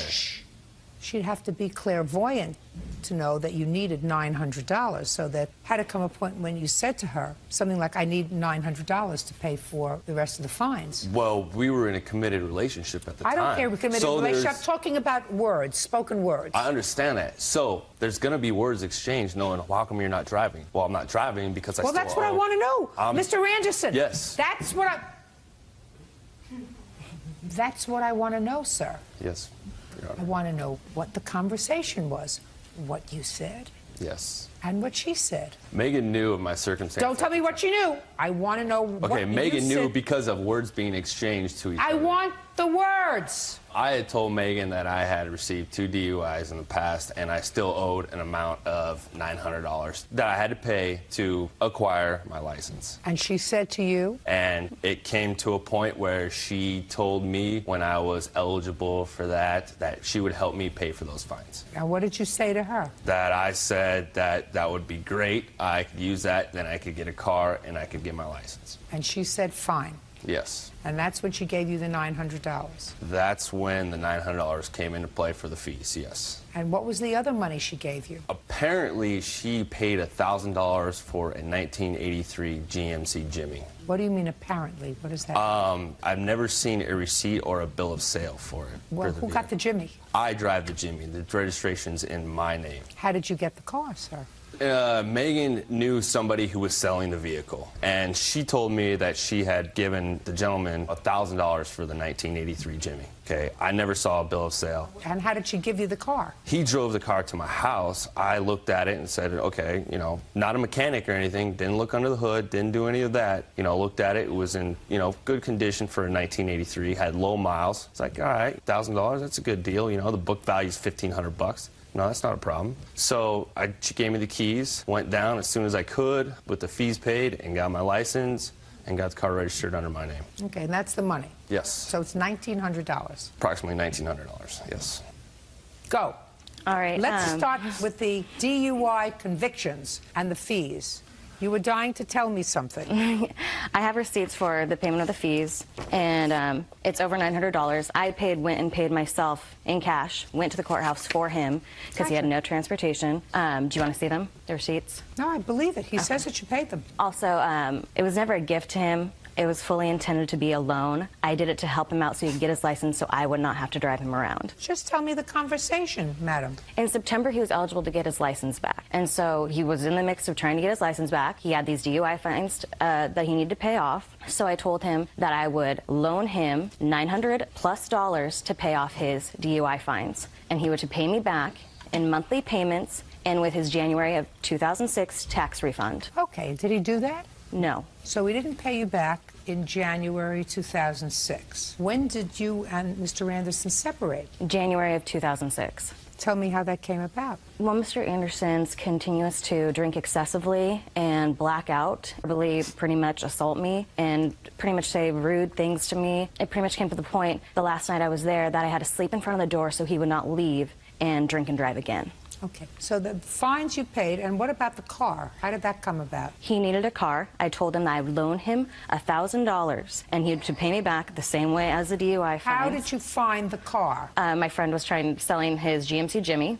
It was $1,000. I asked him if I could buy it from him for Ryan, and he said yes. And you gave him a check? I gave him the check. And he gave you the keys? He gave me the keys and the title. And the title. And then you drove it home, or did he drive it home? Nathan drove it home. The owner. Where was Mr. Anderson? Mr. Anderson was at the apartment.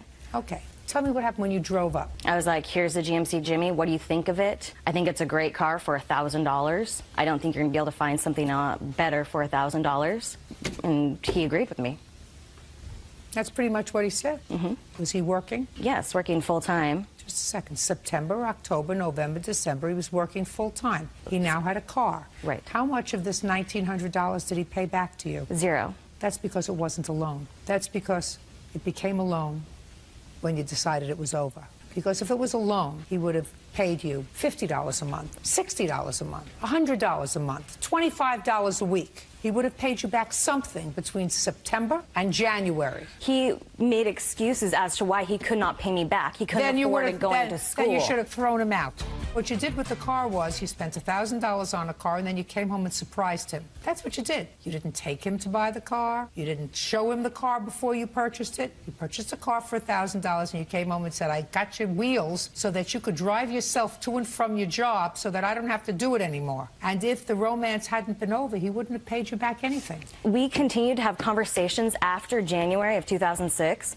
On the telephone. I have a witness hearing me speak to him. I have a letter stating all the information from the maker of the transactions I did, having conversations with him, making payments. And B, he's going to testify as to what you said to him on the telephone? As into the payment arrangements that we have discussed payments on the phone, and he makes excuses every time why he cannot make a payment to me. He was supposed to also pay me with tuition reimbursements from his work. He always made an excuse. He had other bills to pay, so forth and so forth. And that is why I took it to small claims. A year and a half later, a year and a half after you laid out $1,900. Well, I told him that he had the chance to pay me, and after a quarter of a year, then I would take him to small claims. After the romance is over, madam, is not the time to say now you have 3 months or 4 months or 5 months. I mean, I'm sympathetic with you, but you were in love with the guy, and you thought your relationship was going someplace, and you wanted him to have the means to get to work? So because I did him a favor, I shouldn't get paid back a loan that we agreed. We had a verbal agreement. Listen, I have to make a judgment as to whether or not you, who are sharing a home and having an intimate relationship with somebody, has said to them, this is a loan. You will pay me back in January out of your income tax returns. This is a loan. I am giving you $1,000 towards a car, but you go and buy the car, you purchase the car, you come back, you show him the car, and give him the keys. That's not a loan for a car. So, Ms. Coe, what I'm telling you is, I have to make a judgment. I'm sympathetic with you. I'm sympathetic with you. You're out $1,900, and if he had any moral fiber, he would pay you back. But if you gave him this money in September, and from September to January, he was working full-time and made absolutely no attempt to pay you back a nickel, not $5, and you tolerated that, I have to assume it was not a loan. Period. Your case is dismissed. That's all. Deborah Weatherford and her 14-year-old son, Trevor, are suing Trevor's former friend, 16-year-old Justin Townsend, during a slumber party. You're his mother? Yes, ma'am. Sit down. You're his sister. You can stay seated. No, you... Right there. According to the complaints that I read, each of you, through your parents or guardian, suggests that the other assaulted him at a sleepover party you were having at somebody's house. Both of you claimed that you were injured? Yes, ma'am. And since the parents weren't there and the sister wasn't there, you're going to stand up on your own and tell me when this was and what happened. Yes, ma'am. I would suggest to you, if you think about lying, turn around and leave. If you think about stretching the truth, it will be a very unfortunate day for you. So I expect to hear from you nothing but the truth. Correct. What's your first name? Trevor. And yours? Justin. How long had you been friends? A few years. And tell me when this incident happened. Where were you, Trevor? I was at my friend Austin's house. How many people were there? About 6. Remember the date? No, ma'am. Do you remember the date? No, ma'am. Do you remember the month? No. I'm honestly not sure. Did you have medical bills? Yes, ma'am. Well, if you had bills, then I bet you your mother remembers what date this happened. What date? September 5th, 2007. Where were Mr. Austin's parents? They were back in their room. And there was 6 people sleeping over? Yes, ma'am. We were in the living room. We were all playing around. We were having a pillow fight, just playing around. And I decided I wanted to stop, so I sat down and was watching TV, and I was hitting the back of the head with the pillow, like, really hard. And I turned around and asked my friend who did it, and he said Justin. I assumed Justin Townsend. You assumed it was him? Yes, You ma'am. didn't see him, did you? But somebody else said Justin. How many Justins were there? 2. So you went over to this Justin, and what did you do? I hit him with the pillow. You hit him. What was he doing when you hit him? He was sitting down. So he wasn't doing anything? No, ma'am. Did you hit him in the face or in the back? I wasn't paying attention to where I hit him. I just hit him with the pillow. Did you hit him because you were angry? Yes, ma'am. So I assume you hit him as hard as you could. Yes, ma'am. Then what happened? I turned around to walk off. I heard him say something, so I turned back around and I was hit in the face. By whom? By him. And? I was hit in the face and knocked back on my back. I got back up and went into the kitchen, and I saw blood, so I went back in there and grabbed a lamp and hit him with the lamp. And? After I hit him with the lamp, I walked back into the kitchen. He walked after me and asked me if I wanted to even out the other eye, and I grabbed a knife and told him if he came any closer, I would cut him, which Yeah? I understand was the wrong thing to do. And The whole thing was the wrong thing for you to do. yes, You hit him first. yes, ma'am. Don't you get that? Well, What do you mean, well? He was under the impression that it was Justin Townsend. I don't who care hit what he him. was under the impression that it was Justin who hit him. It wasn't. Right? No, ma'am. So you made a mistake. You picked the wrong Justin. Yes, ma'am. And you hit him as hard as you could. Yes, ma'am. Because you were angry. And he got up and he hit you back. Yes, ma'am. And he gave you black eye. Yes, ma'am. So you went into the kitchen, saw you were bleeding, came out, picked up a lamp, an object. So far you've been playing with feathers and fists. So you pick up a lamp and you hit him in the head. And then you went and got a knife. What is wrong with you? Nothing's wrong with me. I mean, why would you sue him? Your son did absolutely the wrong thing. Now you can stand up next to him. Your son, you can stand up next to your brother. Your son did absolutely the wrong thing. Well, according to what the witnesses at the party told me. Don't tell me what the witnesses told you, madam. That's hearsay. Okay. That's what your son says. Okay. Your son was there, not somebody that I can't question because they're not here. Okay, well then your son gave me the whole scenario. His words. He did, and he hit Justin with a pillow, and Justin turned around and hit him on a chair, jumped and punched him in the face. So what? Out of nowhere, for no reason, your son came up and, according to him, using all of his strength, because he was angry, hit him for no reason. And he got punched back. And then your son went and got an instrument, a lamp, and hit him with the lamp. Yes, ma'am. And then he went and got a knife. To defend himself, yes. What do you mean to defend himself? Because he had threatened that he was going to come back and punch even out his other eye. He didn't want any further more. He hit him with a lamp. Correct. Mr. Townsend hit him one time in retaliation for him being hit. Your son hit him once with a pillow, hit him twice using a lamp, and then picked up a knife. You're lucky he wasn't arrested. So your complaint is dismissed. Now, were you injured? Just slightly. I had a bruise from where he hit me with the lamp. Where did he hit you with the lamp? Hit me in my ribs in this area. You owe him an apology. Do you understand that? Yes, ma'am. Say, I'm sorry. I'm sorry. I forgive you. Is that sufficient? Yes, ma'am. Made a mistake, Mrs. Weatherford. Your son was the aggressor. I didn't feel Aggressors that way. sometimes get the worst of a fight. In this case, your son was very lucky. All he ended up with was a black eye. If he would have used the knife or used the lamp in a different place, it could have been a lot worse for him. Ma'am, he ended up with a lot more than a black eye. How many times did he get hit? He got hit once, but he got hit very hard, and it wasn't with a pillow. No, he got hit with a fist. Yes, he did. That's what he deserved. I don't feel that. Well, that's too bad what you feel. I'm telling you, legally, your son had no right because he picked the wrong Justin to hit him. He didn't inquire sufficiently. That's your opinion. No, that's the law. Okay. And if you want to continue to defend him, this isn't the last time you're going to be in court with him. You better learn to say, you made a mistake, dear. You're a big boy. How old are you? 14, ma'am. 14. And how tall are you? 6. 6 foot. feet, Yeah. right? Still growing. So you have to teach a child who's 14 years old. How much do you weigh? 220. Who's 6 feet tall and weighs 220 pounds, that if he hits somebody, slams them with all of his might with a pillow, he can hurt them. Can knock out an eye, break something. Fortunately, that didn't happen. But when somebody who is, how much do you weigh? 120. Who weighs 100 pounds less, punches him back and happens to connect, that's part of the risk. So you better teach him. Because right now, you're not teaching him anything. You're still making excuses for his behavior. Your case is dismissed. Thank you. You got an apology? Yes, ma'am. Is that okay? Yes, ma'am. Good. That's all.